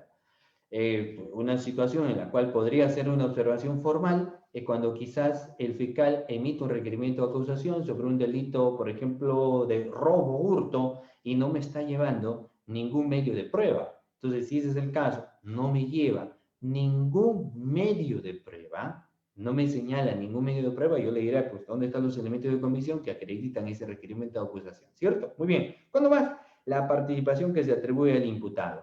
Esto va con relación al literal B, porque nos dice que en la narración clara y precisa de los hechos que se le atribuyen al imputado, nos señala que tienen que mencionarnos cuál es la participación que tiene mi defendido. No importa que sea una pluralidad de agentes, a pesar que el fiscal pueda sustentar que es de manera global su participación, no, de cada uno de ellos me tiene que sustentar, así sea lo mismo, pero me tiene que sustentar, ¿de acuerdo? Eso contiene la acusación. ¿Qué más? La relación de las circunstancias modificatorias de la responsabilidad penal cuando concurran. El fiscal puede ir pues con una pretensión principal y una pretensión secundaria alternativa en su requerimiento de acusación. Cuando más podemos señalar cuando el monto de la reparación civil, los bienes embargados o incautados del acusado, tercero civil, garantizan su pago y la persona a quien corresponda percibirlo y los medios de prueba que ofrezca para su actuación en la audiencia. En este caso, presentará la lista de testigos y peritos con indicación del nombre, domicilio y los puntos sobre los que habrá que recaer declaraciones o exposiciones. ¿De acuerdo? Muy bien. Entonces, hay una exigencia de forma a lo que tiene que tener este requerimiento de acusación en base a lo que señala el título 2, fundamentalmente el artículo 349 del Código Procesal Penal. Ahora, también nos ha señalado que en las cuestiones de forma se tiene que analizar el artículo 350. ¿Por qué? ¿Qué nos menciona a nosotros, doctores, el artículo 350? Nos dice lo siguiente. Nos empieza hablando notificación de la acusación y objeción de los demás sujetos procesales. Reitero nuevamente, nos empieza mencionando artículo 350, notificación, así nos señala, notificación de la acusación y objeción de los sujetos procesales. Es decir, la acusación será notificada a los sujetos procesales en el plazo de 10 días y estos podrán hacer observación a la acusación fiscal, deducir excepciones, solicitar imposición o revocación de una medida de coerción, pedir el sobreseimiento, instar la aplicación, si fuera el caso, de un criterio de oportunidad, ofrecer prueba en juicio, objetar la reparación civil o plantear cualquier otra cuestión que tiende a preparar mejor el juicio. Es decir, en el control formal se empieza a debatir todas estas cuestiones previamente, y eso lo encontramos, ¿de acuerdo? Muy bien. Pero cuando pasamos al control sustancial, el control sustancial, doctores, ya viene a ser un tema de fondo, ¿cierto? El control sustancial ya viene a ser un tema de fondo. ¿Y cuál es ese tema de fondo? La etapa intermedia consiste en el conjunto de actos procesales en los cuales se discute preliminarmente sobre las condiciones del fondo de los requerimientos fiscales. Con el control de fondo, doctores, se busca racionalizar la administración de justicia penal, evitando juicios inútiles por defecto de la acusación, por lo que se concede al juez la facultad legal de sobreseer el caso, de oficio o instancia de parte, o en caso contrario, evitar impunidad, se habilita al juez a formar la acusación. Si luego de escuchar a las partes en la audiencia se llega al convencimiento que existe causa probable, ¿no es cierto? Sospecha plausible, como señalan, o mejor, existe fundamento suficiente para que el caso pase a la etapa estelar del proceso penal, es decir, del juzgamiento. Ante cuestiones de probabilidad pasamos, pero la cuestión de fondo ahí ingresa, así lo que el doctor decía. El análisis probatorio, pues, el análisis probatorio, el requerimiento de acusación. tiene que tener sus medios probatorios, que tienen que tener pertinencia, conducencia y utilidad. Y estas tienen que estar relacionados con los hechos y con el tipo penal, ¿cierto? Y ahí se va analizando. Se va analizando dos, el análisis de legalidad incluso también, la obtención de estos medios de prueba, si es que no se ha obtenido, violando un derecho fundamental como viene a ser la libertad que tiene toda persona. Y ahí estaríamos ante la teoría del fruto prohibido, el árbol envenenado, por ejemplo. Entonces también se realiza ese análisis en ese caso en particular, ¿de acuerdo, doctores? Y eso viene a ser las cuestiones de fondo, porque las cuestiones de forma se pueden subsanar, pero las cuestiones de fondo ya no. Las cuestiones de fondo solamente al juez le van a permitir dos cosas: emitir un requerimiento de sobreseimiento o emitir un requerimiento de acusación, ¿cierto? O sea, perdón, al juez le van a permitir emitir un auto de sobreseimiento es el término, o un auto de enjuiciamiento, ¿de acuerdo? Pero siempre y cuando analicen previamente el contenido de fondo de un requerimiento de acusación, y ahora vamos a aterrizar a esos temas, ¿de acuerdo? Muy bien. Pero antes de ello, hay una pregunta del doctor Pedro, ¿no? Antes de pasarnos previamente a lo que viene a ser el sobreseimiento. Hay una pregunta del doctor Pedro y dice lo siguiente. Muy buenas tardes, doctor. ¿Es posible que el abogado defensor no haga ninguna observación y luego alegue cuestiones de atipicidad y en consecuencia su absolución en el juicio oral? Lo que pasa es que no nos olvidemos que quizás no realice el abogado alguna observación en el sentido de plantear una excepción de improcedencia de acción, en el sentido de hacer una cuestión formal, por ejemplo, del requerimiento de acusación, porque sí se han cumplido, pero de frente nosotros nos vamos a ir en una cuestión de solicitar el sobreseimiento fiscal. Es decir, el fiscal presentó su requerimiento de acusación, pero como yo he deducido que es una cuestión de atipicidad, es atípico el caso. ¿Y por qué siempre va a ser atípico? Cuando uno analiza los elementos del tipo penal. Es la única puerta de salida para cuestiones de atipicidad, ¿correcto? Entonces, como nos hemos dado cuenta que el caso es atípico porque no se cumplen los elementos, ¿qué es lo que nosotros pedimos? Lo que nosotros pedimos es el sobreseimiento. No hicimos análisis de control formal, sino solicitamos el pedido, por ejemplo, de sobreseimiento. Claro, procede. Finalmente, si yo sé que es atípico, ¿para qué voy a hacer pues observaciones al contenido formal? Yo, por ejemplo, voy a lanzar un pequeño comentario ahora. Miren, un pequeño comentario. No sé ustedes qué opinan. No sé ustedes qué opinan, pero yo les voy a decir lo siguiente. Miren, cuando se hace el control sustancial es el tema de forma. El tema de forma, finalmente, eso permite ordenarle al fiscal. O sea, el fiscal termina ordenándose más bien. Entonces, yo he tenido y he visto muchas personas cuando yo le preguntaba y le decía, ¿no? Y doctor, ¿qué tanta audiencia? Algunos amigos que se dedican al litigio y algunos que en algún momento han estado en la defensa pública, ahorita no se encuentra, y me decía, pues, doctor, muy bien, hemos logrado que le devuelvan la acusación. Hemos logrado que le devuelvan la acusación al fiscal. Pero lograr que le devuelvan la acusación al fiscal puede ser entendido como un logro. Yo creo que depende cómo lo podamos observar. Pero particularmente considero que si te devuelven tu acusación, te permite reformularlo y estructurarlo e ir con más potencia. Es como cuando tu profesor te dice, corrígeme tal cosa en el examen. Se entiende de que tú lo vas a mejorar. Entonces, en controles formales, ¿cierto? Si alguien te termina devolviendo tu requerimiento de acusación, el fiscal se entiende que va a llegar, sin lugar a dudas, más reforzado. Nota aparte sería si, digamos, no hay una precisión del todo clara, ¿sí? Es decir, si el fiscal, por ejemplo, no ha señalado pertinencia, conducencia de utilidad, tampoco ha logrado precisar hecho precedente concomitantes y posteriores, y tampoco ha señalado y atribuido a cada persona su participación, entonces yo creo que ahí sí la cuestión es un poco más complicada, ¿cierto? Por lo menos para el fiscal.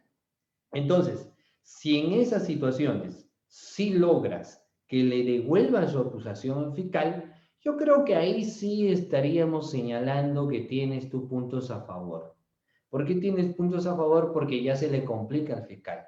Y si le han programado la declaración en la audiencia en una fecha cercana, vamos a ver cómo resuelve. Porque si no, vamos a hacer que le devuelvan. Y ustedes han visto muchas audiencias donde le van devolviendo el requerimiento de acusación al fiscal.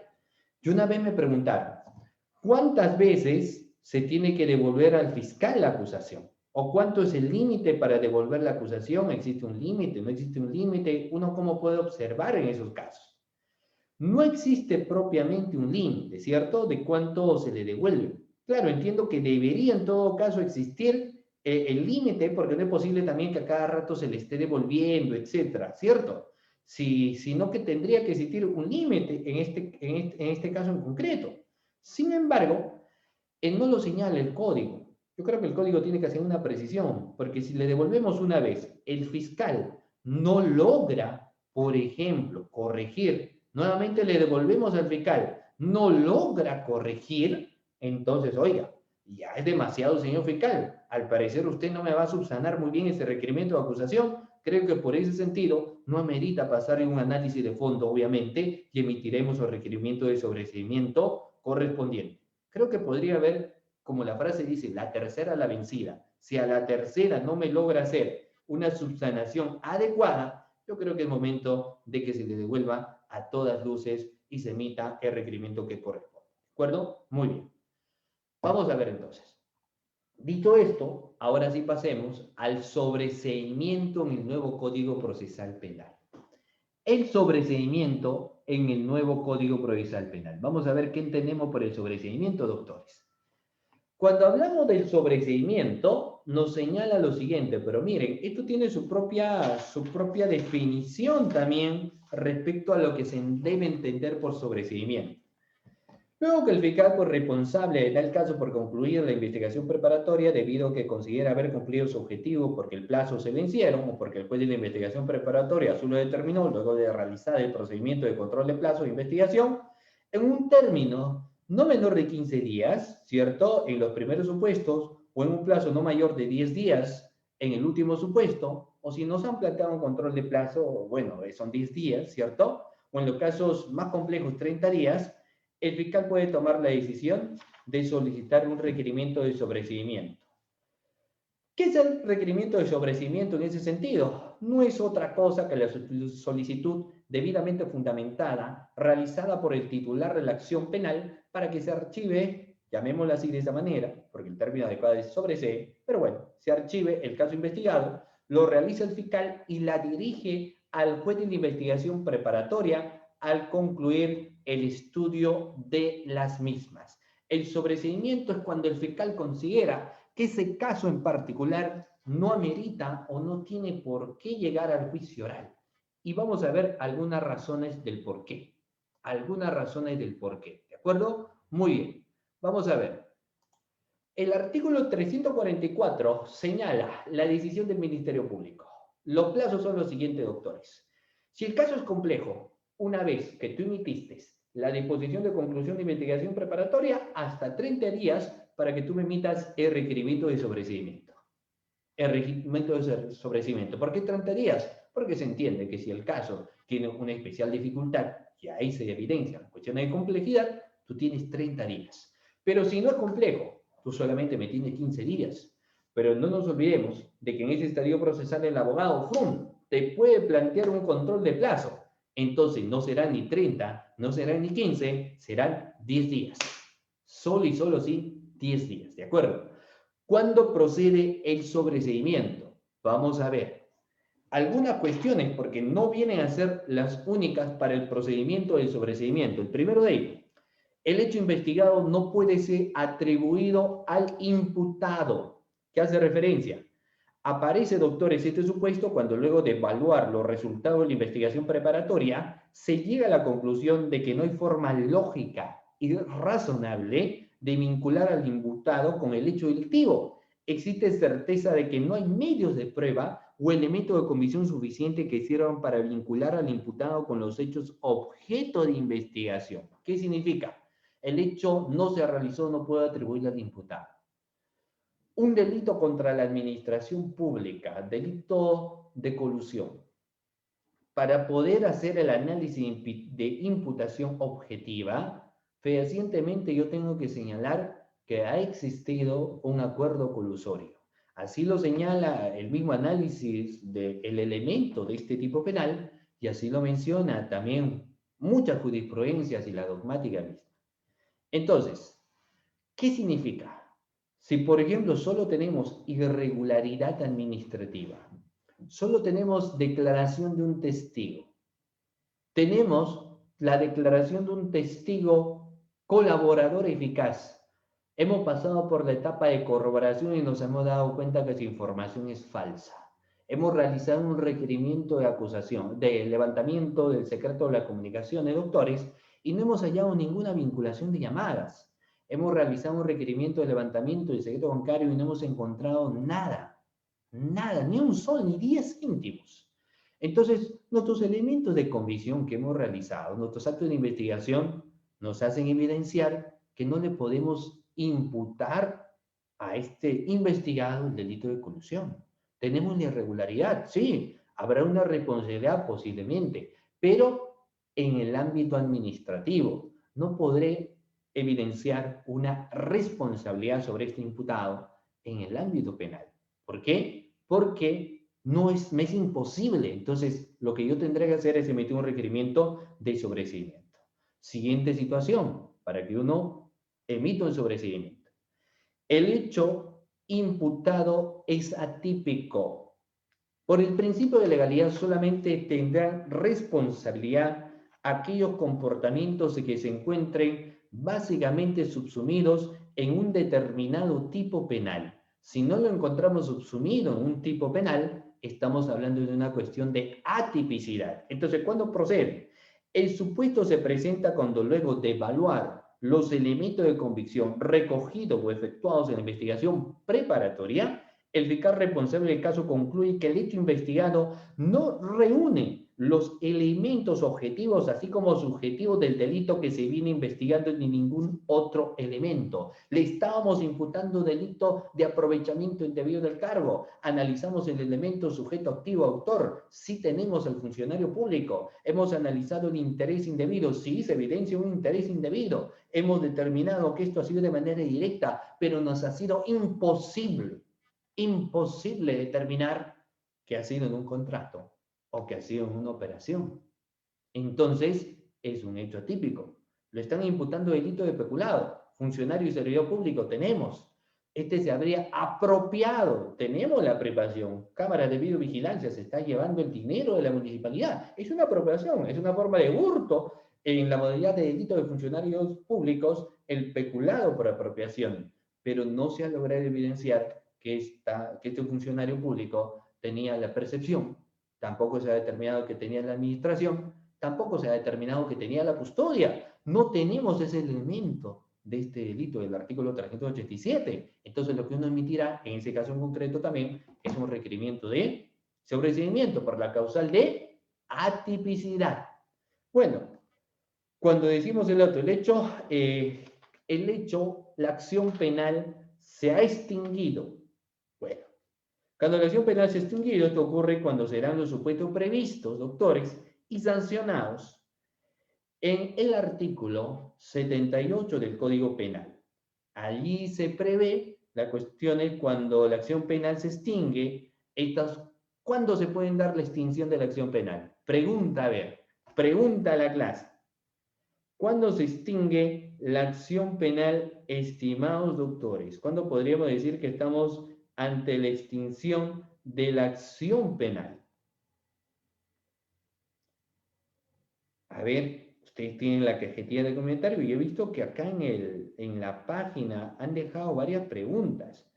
Hay varias preguntas, ¿no? Veo varias preguntas del doctor Marco, por ejemplo, el doctor Castillo, el doctor Moisés.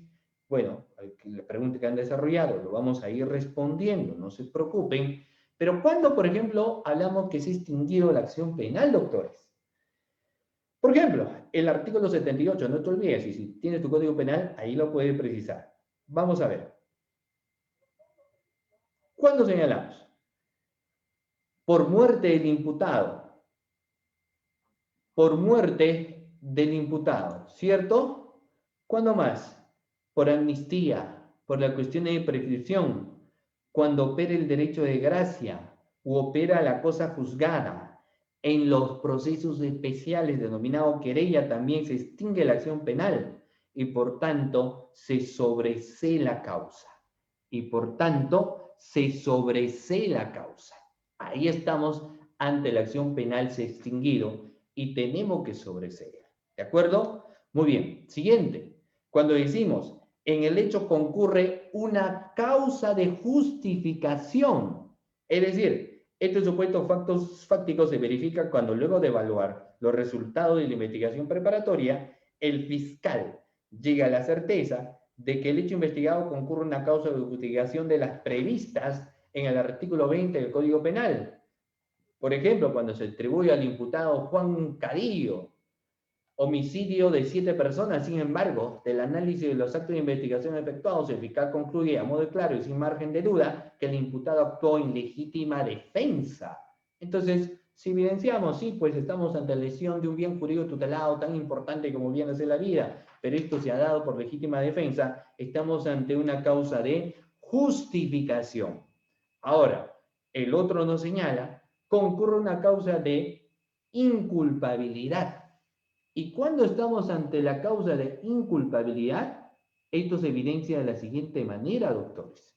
Por ejemplo, estos supuestos se verifica cuando luego de analizar los resultados de la investigación preparatoria, el titular de la acción penal llega a la conclusión razonable de que el hecho concreto concurre una causa de inculpabilidad o ausencia de culpabilidad. Los supuestos recogidos también del artículo 20 del Código Penal. Por ejemplo, se atribuye al imputado José Sintierra haber dado muerte a su compañero de trabajo Pánfilo. No obstante, concluida la investigación preparatoria, se determina que un día antes de los hechos, en la mina donde trabajaba el investigado y occiso, se produjo un derrumbe y lo que murió fue a consecuencia, por ejemplo, del derrumbe. ¿De acuerdo? Del derrumbe. Ahora, y el último, para responder las preguntas que están dejando a través de las redes, cuando concurre una causa de no punibilidad. ¿Qué significa la causa de no punibilidad, doctores? Deviene del sobreseimiento cuando luego de que el juez evalúa o analiza los resultados de la investigación efectuada por el fiscal de la acción penal, concluye razonablemente que el hecho objeto de investigación concurre en una causa de no punibilidad. Por ejemplo, si investiga al imputado Jorge, sin embargo, en el curso de la investigación preparatoria se determina que el imputado fue concubino de su denunciante, lo estábamos investigando, por ejemplo, por el delito de hurto, y sabemos que hurto entre parejas, pues no existe. No existe. ¿De acuerdo? Muy bien. Ahora sí, a quienes nos están viendo, veo la participación del doctor Marcos, el doctor Castillo, el doctor Moisés han dejado sus preguntas. Solo para recordarles, ¿no? Esto en la clase del día de hoy forma parte, doctores, del curso intensivo de litigación oral en etapa intermedia y de juzgamiento. Hoy estamos hablando de la etapa intermedia, ¿de acuerdo? Que hemos abordado desde las 5 de la tarde, forma parte de un curso. Ustedes tienen la opción también de poder participar. Estamos con un grupo de acá de doctores en plataforma Zoom, pero hay muchos que nos están siguiendo también a través de lo que viene a ser, por ejemplo, las redes. Entonces voy a responder algunas preguntas. ¿De acuerdo? Muy bien. Muchas gracias al doctor Moisés. Muchas gracias a la doctora Neri también por su saludo. Y bueno, la doctora Danú también. Marcos Piñán Chagua me dice. Cuando se refiere al Ministerio Público, no procede formalizar ni continuar la investigación preparatoria. ¿Cuánto tiempo máximo puede pronunciarse el fiscal? Perfecto, perfecto. Muy bien. Cuando el fiscal, y ahí estamos hablando de las diligencias preliminares, hay plazos, 120 días, el fiscal en el día 120 tiene que emitir su pronunciamiento. Son 8 meses. En el último día de los 8 meses, el fiscal tiene que emitir su pronunciamiento. 36 meses. En el plazo en el mes, último día del mes 36, el fiscal tiene que emitir su requerimiento. Si el fiscal, por ejemplo, se pasa un día, 2 días, te van a plantear un control de plazo. Entonces, ahí es. Tienes el plazo y en ese plazo tú tienes que pronunciarte. Puede ser antes, no es necesario que tú empieces todavía al término, por ejemplo, 120 días y dices, no, voy a esperar el día 120 días para emitir mi disposición. No, si tú ya lo tienes clara, en el día 110 puedes emitir la disposición que tú consideras necesaria. No hay ningún problema, ¿de acuerdo? Muy bien. Ahora, el doctor Rey Castillo nos dice, doctor, respecto a la imputación concreta, ¿cómo determinar un delito de usurpación? Bueno, donde generalmente se ven involucradas muchas personas y si a nivel de investigación niegan los hechos, o sea, pese a haberlos detenido en flagrancia delictiva. Muy bien. Entonces, bueno, ese es un contexto cuando nosotros hablamos del delito de usurpación, tiene su propia arista, ¿cierto? Muy bien. Pero lo que nosotros tenemos básicamente que señalar cuando nos hablan es la base legal. Y la base legal, si ustedes me permiten, lo encontramos en el artículo 202. En el artículo 202. Y si nosotros empezamos a mencionar dicho articulado, nosotros empezamos buscando búsqueda de prueba respecto a la usurpación también. Entonces, lo que nosotros tenemos que señalar lo siguiente, ¿no? Vamos a ver. Nos menciona, será reprimido con prisión de 6 años el que defraudare a otro con nombre supuesto, calidad simulada, falsos títulos, influencia, mentira, abuso de confianza o aparentando bien de crédito o comisión. Entonces, ¿qué es lo que nosotros vamos a necesariamente tener que ver? No importa que sean muchas personas involucradas, ¿no? Pero lo que nosotros es que tenemos que imputar que precisamente ha existido una posición indebida y para ello, título del lugar o del terreno que uno tenía, las declaraciones, el tiempo de posición, hay bastante, ¿no? Pero eso obviamente es un análisis propio de las cuestiones de imputación objetiva. Como estamos viendo cuestiones de etapa intermedia, nosotros estamos viendo que ahí se hace un análisis no directamente de la imputación como se hará en juicio oral, pero sí tiene que existir una imputación en el contenido de la sospecha plausible, es decir, la sospecha suficiente. Ahora, muy bien. El doctor Moisés dice, si el fiscal no subsana correctamente las observaciones formales, ¿hasta cuántas veces el juez puede devolver la acusación fiscal? Lo que yo le decía hace un momento, ahí radica pues especialmente el problema, ¿no? Porque el Código Penal no nos señala hasta cuánto podemos devolver. Entonces yo decía que sería muy interesante que uno plantee un límite para que de esta manera no podamos estar reprogramando muchas audiencias cuando ya el caso debería finiquitar. Y hay una pregunta del doctor Marco, ¿no? Mi pregunta es si se puede archivar la investigación preliminar cuando el agraviado despierte o no continúa con la investigación. No. Si el agraviado se desiste a no continuar con la investigación, ¿de acuerdo? Si se desiste, por ejemplo, a no continuar con la investigación, no hay ningún problema. Cuando uno presenta su denuncia al Ministerio Público, este tiene ya vida propia. Tú por más que lo quieras retirar, por ejemplo, el Ministerio Público está en la obligación de continuar con la investigación, ¿cierto? Entonces tú por más que dices, no, me desisto ya, lo que dije en realidad no lo dije, en realidad no me golpeó, yo me golpeé, entonces, pero igual se investigará. ¿No es cierto? Entonces, que tú intentes retirar, pues bueno, estás en todo tu derecho, en todo caso, de realizarlo, pero el Ministerio Público continuará con la investigación. Una pregunta del doctor Cristian, doctor Sergio. En etapa de juicio oral, en medio de la actuación probatoria, ¿el fiscal puede modificar o corregir su acusación? No. La acusación no puedes hacer correcciones, ¿no? La acusación no, la acusación es única. En juicio oral no podemos hacer correcciones a nuestras acusaciones. Para eso se entiende que ha existido la etapa intermedia, donde ahí sí correspondía hacer las respectivas aclaraciones, ¿cierto? Ya en este estadio procesal no corresponde. Muy bien. Pasemos rápidamente, porque entiendo que estamos con el tiempo también. El tiempo corre, ya estamos 6:52. ¿De acuerdo? 6:52. El tiempo corre. Miren, vamos a ver. El artículo 345 del Código Procesal Penal señala control de requerimiento de sobreseimiento y audiencia de control de sobreseimiento. Eficaz requerimiento de sobreseimiento, obviamente hoy en día necesariamente hay que ponerle conocimiento del juez, poniéndole a la vista nuestra carpeta fiscal. Toma, señor juez. El juez, tu requerimiento de acusación corre traslado por 10 días a los sujetos procesales para que estos puedan presentar oposición a la solicitud de requerimiento de sobreseimiento. Obviamente, la persona imputada no va a poner ningún tipo de oposición al respecto porque finalmente sobre él es la que está el sobreseimiento. Entonces, si no es él, ¿quién podría en todo caso hacer la observación? Pues la parte agraviada. En los delitos contra la administración pública, la Procuraduría es la que se suele oponer, por ejemplo, a los requerimientos de sobrecimiento fiscal, ¿cierto? Porque no están conformes, porque ellos consideran que todavía tenía este caso en particular para hacer un requerimiento de prórroga de investigación preparatoria y emitir el requerimiento de acusación como así corresponda, por ejemplo. Entonces, cuando esto se evidencia, vamos a ver que se va a llevar a cabo una audiencia preliminar. La audiencia se instalará con los asistentes a quienes escucharán el juez de investigación preparatoria por orden para debatir los fundamentos del requerimiento fiscal. El fiscal, su requerimiento de sobreseimiento empezará a sustentarlo. Los causales que anteriormente hemos señalado, obviamente las va a tener que precisar. Señor fiscal, el hecho es atípico. Señor fiscal, existe una causa de justificación. Señor fiscal, es imposible tener otros elementos de comisión al caso en particular, ¿cierto? Entonces, la sustentación del fiscal.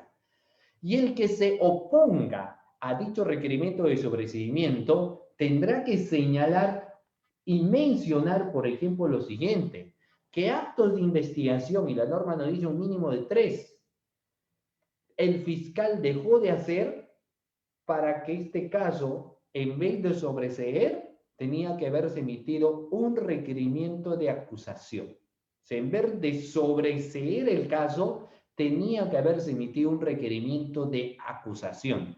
Y ahí vamos a ver, por ejemplo, si yo me opongo a dicho requerimiento de sobreseimiento, le diré, señor juez, el fiscal me ha archivado, me ha sobreseído el requerimiento, ha emitido un requerimiento de sobreseimiento por el delito de colusión. Pero, señor juez, en ningún momento ha realizado un requerimiento de levantamiento del secreto de las comunicaciones. Jamás ha realizado un requerimiento de levantamiento del secreto bancario. Ni siquiera ha tomado la declaración del extraneos y así lo ha sobreseído. Tampoco hizo la pericia contable que se le ha solicitado. Existen ahí, señor juez, más de 4 actos de investigación que el fiscal tenía que haberlo hecho. Tenía que haberlo realizado y no lo hizo. Entonces, por eso nos oponemos y que usted resuelva. No estamos de acuerdo con el requerimiento de sobreseimiento fiscal. En ese caso, el juez, una vez que ha escuchado a los sujetos procesales, tiene el plazo de 3 días para emitir la resolución que corresponda. Y el artículo 346 nos habla pues del pronunciamiento del juez de investigación preparatoria. Puede declarar fundado el requerimiento fiscal, ¿correcto? O no considera quizás procedente el requerimiento fiscal. Entonces, en ambos casos, lo que va a tener que hacer el juez de investigación preparatoria, si no se encuentra de acuerdo, no considera que procede el requerimiento fiscal, tendrá que emitir un auto elevando los actuados al fiscal superior. El fiscal superior, resolución en mano, deberá hacer una fundamentación. Es decir, tendrá que hacer un pronunciamiento sobre ese requerimiento de sobreseimiento. El fiscal superior puede decir: yo, señor juez de investigación preparatoria, sí, tampoco, no estoy de acuerdo con que el fiscal haya emitido un requerimiento de sobreseimiento, ¿cierto? Entonces ordenará para que otro fiscal acuse, no el mismo, porque se entiende que él ya tiene un criterio.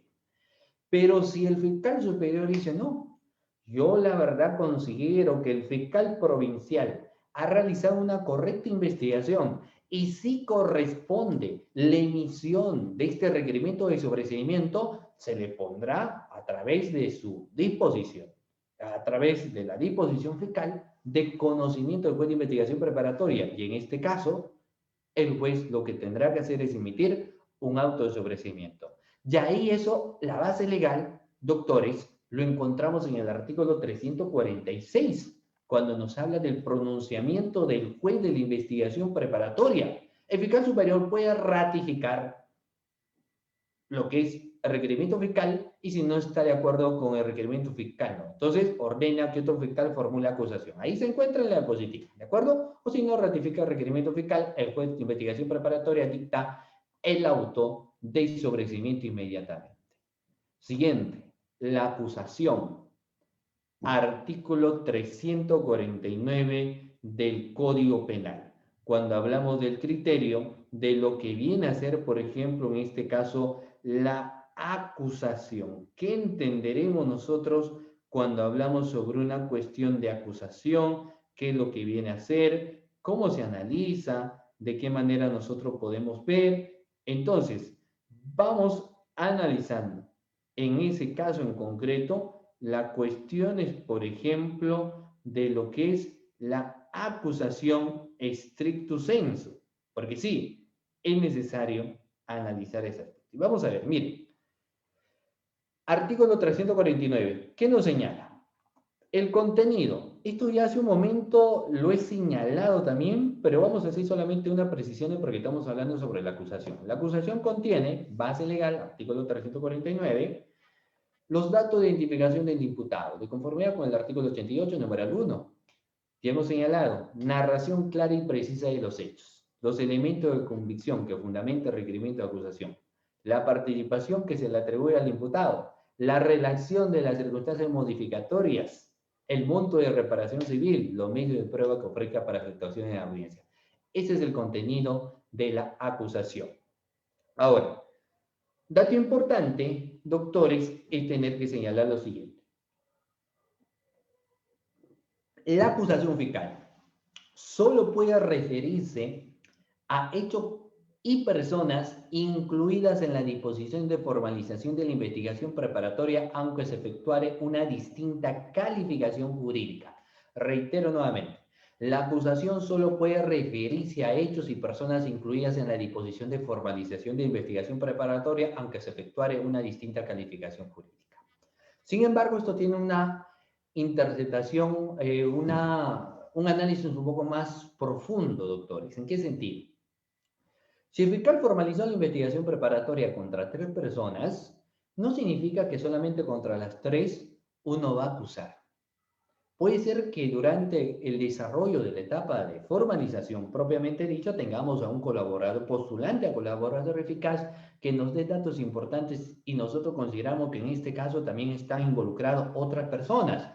Entonces lo que nos corresponderá es emitir una disposición de incorporación, o sea, sí podemos incorporar a otros imputados con una debida fundamentación, Lo que sí no sería lógico es que si nosotros no emitimos una disposición de incorporación de imputado, terminemos acusando a una persona que no lo hemos comprendido ni al inicio de la investigación y contra la cual también no hemos tenido a bien de formalizar la investigación preparatoria. Entonces ahí, por ejemplo, sí la cuestión es diferente. La cuestión es distinta. ¿De acuerdo? Muy bien.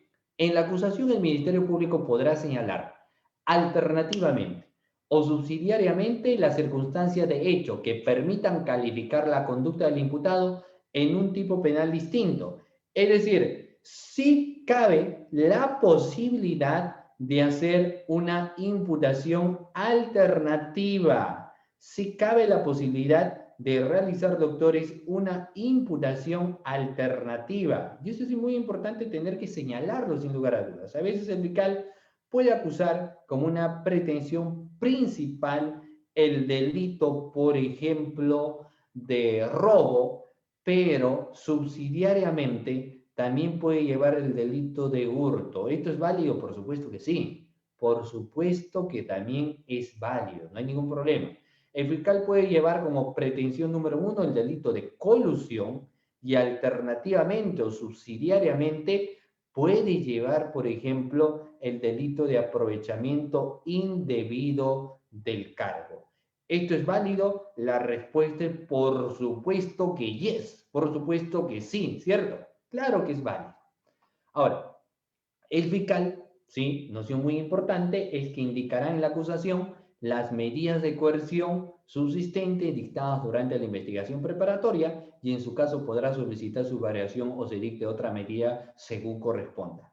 Es importante también señalar que la defensa puede solicitar la variación de esta medida de coerción. No solamente parte del fiscal en ello, sino que también la defensa podría decirle, oiga, señor fiscal, acá ya se ha eliminado pues el peligro de fuga, varíame, en este caso, el requerimiento de prisión preventiva a una detención preliminar.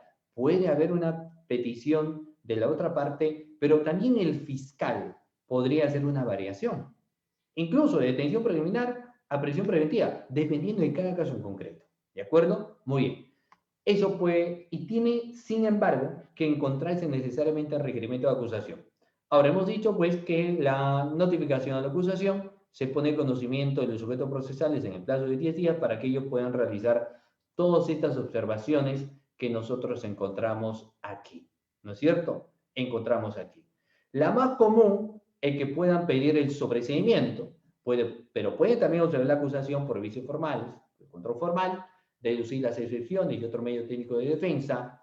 O también, por ejemplo, acá muy importante me parece, ofrecer prueba para el juicio. Bueno, eso lo hemos señalado, pero también vamos a ver algunos aspectos. Plantear cualquier otra cuestión que tienda a preparar siempre el juicio, ¿no es cierto? A preparar siempre el juicio. Muy bien. Siguiente diapositiva. Los demás sujetos procesales podrán proporcionar los hechos que acepten y que el juez dará por acreditados, obviamente su actuación probatoria en el juicio. Asimismo, podrán proponer acuerdos acerca de los medios de prueba que serán necesarios para determinados hechos que se estimen probados. El juez, sin embargo, exponiendo los motivos que lo justifiquen, podrá desvincularse de estos acuerdos. En caso contrario, si no fundamenta especialmente las razones de su rechazo, carecerá de efecto de decisión que lo estime. La audiencia preliminar. Artículo 351. El juez lo que va a hacer en este caso es señalar día y hora para el que se lleve a cabo la audiencia. Ojo, no menor de 5 ni mayor de 20 días para que se lleve la audiencia. La audiencia es de carácter inaplazable, doctores. Será dirigida siempre por el juez de la investigación preparatoria y durante su realización no se admitirá la presencia de más escritos. ¿Por qué? Porque ya se tuvo el momento procesal oportuno para presentar escritos. En este caso ya no. Se concluyó el momento procesal oportuno para la presentación de escritos. Instalada la audiencia, el juez otorgará el uso de la palabra por un tiempo breve y por su orden al juez, a la defensa del actor civil, así como al acusado y del tercero civilmente responsable. Es oportunidad, obviamente, para que estos hagan uso de la palabra. Podrá en la misma audiencia, doctores, presentado el escrito respectivo, modificar, aclarar o integrar la acusación en todo lo que sea sustancial, sin embargo. El juez en ese mismo acto correrá traslado a los demás sujetos procesales para su absolución inmediata. Si la audiencia es suspendida, la siguiente audiencia deberá realizarlo en un plazo siempre no mayor de 8 días hábiles. Entre requerimiento acusatorio y la emisión del auto que resuelve no puede transcurrir más de 40 días. En caso complejo y de criminalidad organizada no podrá exceder de 90 días, siempre bajo algún tipo de responsabilidad funcional si que estos días no se lleven a cabo. ¿Cuáles podrían ser las decisiones adoptadas en la audiencia preliminar de conformidad al artículo 352? La siguiente. Si encontramos defectos de la acusación, no es otra cosa que una antesala a la emisión del auto de sobreseimiento, ¿cierto? No es otra cosa que una antesala a la emisión del auto de sobreseimiento en ese caso en particular. ¿Qué más? Excepciones o medios de defensa. El sobreseimiento podrá dictarse de oficio o a pedido del acusado o su defensa cuando concurran los requisitos establecidos también. Los medios de prueba que se requieren. Que la petición contenga la especificación probable del probable aporte a obtener para el mejor conocimiento del caso. El acto probatorio propuesto, como hemos señalado anteriormente, tiene que cumplir con determinadas exigencias. Y en este caso las exigencias son que sea conducente, que sea pertinente, que sea útil. ¿De acuerdo? Entonces, se va generando debate. El éxito muchas veces radica de la etapa intermedia en el orden que se le suele dar al requerimiento de acusación fiscal a través del control formal. ¿Por qué el juez te dice, organízame si es posible en cuadros esquemáticos? ¿Por qué? Porque lo que queremos es un orden para poder correr ante las organizaciones de cada uno de tus medios de prueba y las observaciones de la otra parte, para que de esta manera podamos nosotros, si es que corresponde el caso, eso sí, emitir un auto de enjuiciamiento. ¿Cuál es la base legal? El artículo 353 del nuevo Código Provincial Penal. ¿Qué nos señala la letra? Recibidas las actuaciones por el juzgado penal competente, este dictará el auto de citación a juicio con indicación de la sede del juzgamiento y de la fecha de realización del juicio oral. El auto de enjuiciamiento debe contener el nombre del agraviado e imputado, el delito, delitos, materia de acusación, los medios de prueba admitidos en la audiencia de control de acusación, la indicación de las partes constituidas en la causa y la orden de remisión de los actuados al juez encargado del juicio.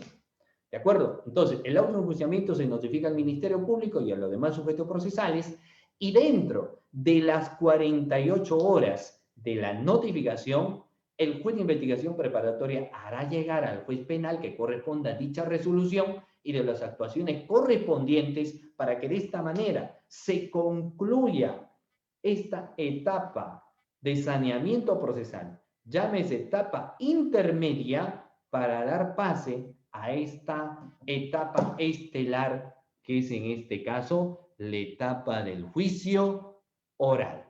Muy bien, doctores, de esta manera llegamos a la parte final de la clase del día de hoy. Mi agradecimiento siempre a CEFOCAP por la cordial invitación. Yo les invito a seguir porque ya van a venir más diplomados bastante interesantes. Y a quienes nos están viendo en las redes también les invito a compartir las diferentes transmisiones que se llevan a través de esta página. Agradecer a cada uno de los participantes que nos han estado escuchando y participando en esta sesión de clase y a quienes nos han estado siguiendo en vivo. Reitero, primero, el día de hoy estamos Viernes Santo, es un momento de reflexión, es un momento para que podamos analizar y acercarnos cada día más a nuestro Señor Jesucristo, y también desearles a cada uno de ustedes un feliz día del abogado. Para quienes son abogados y quienes son estudiantes o ya casi abogados, también les extiendo el saludo cordial a cada uno de ustedes. Muy buenas noches con cada uno de ustedes. Dios mediante, nos vemos en una próxima oportunidad. Buenas noches.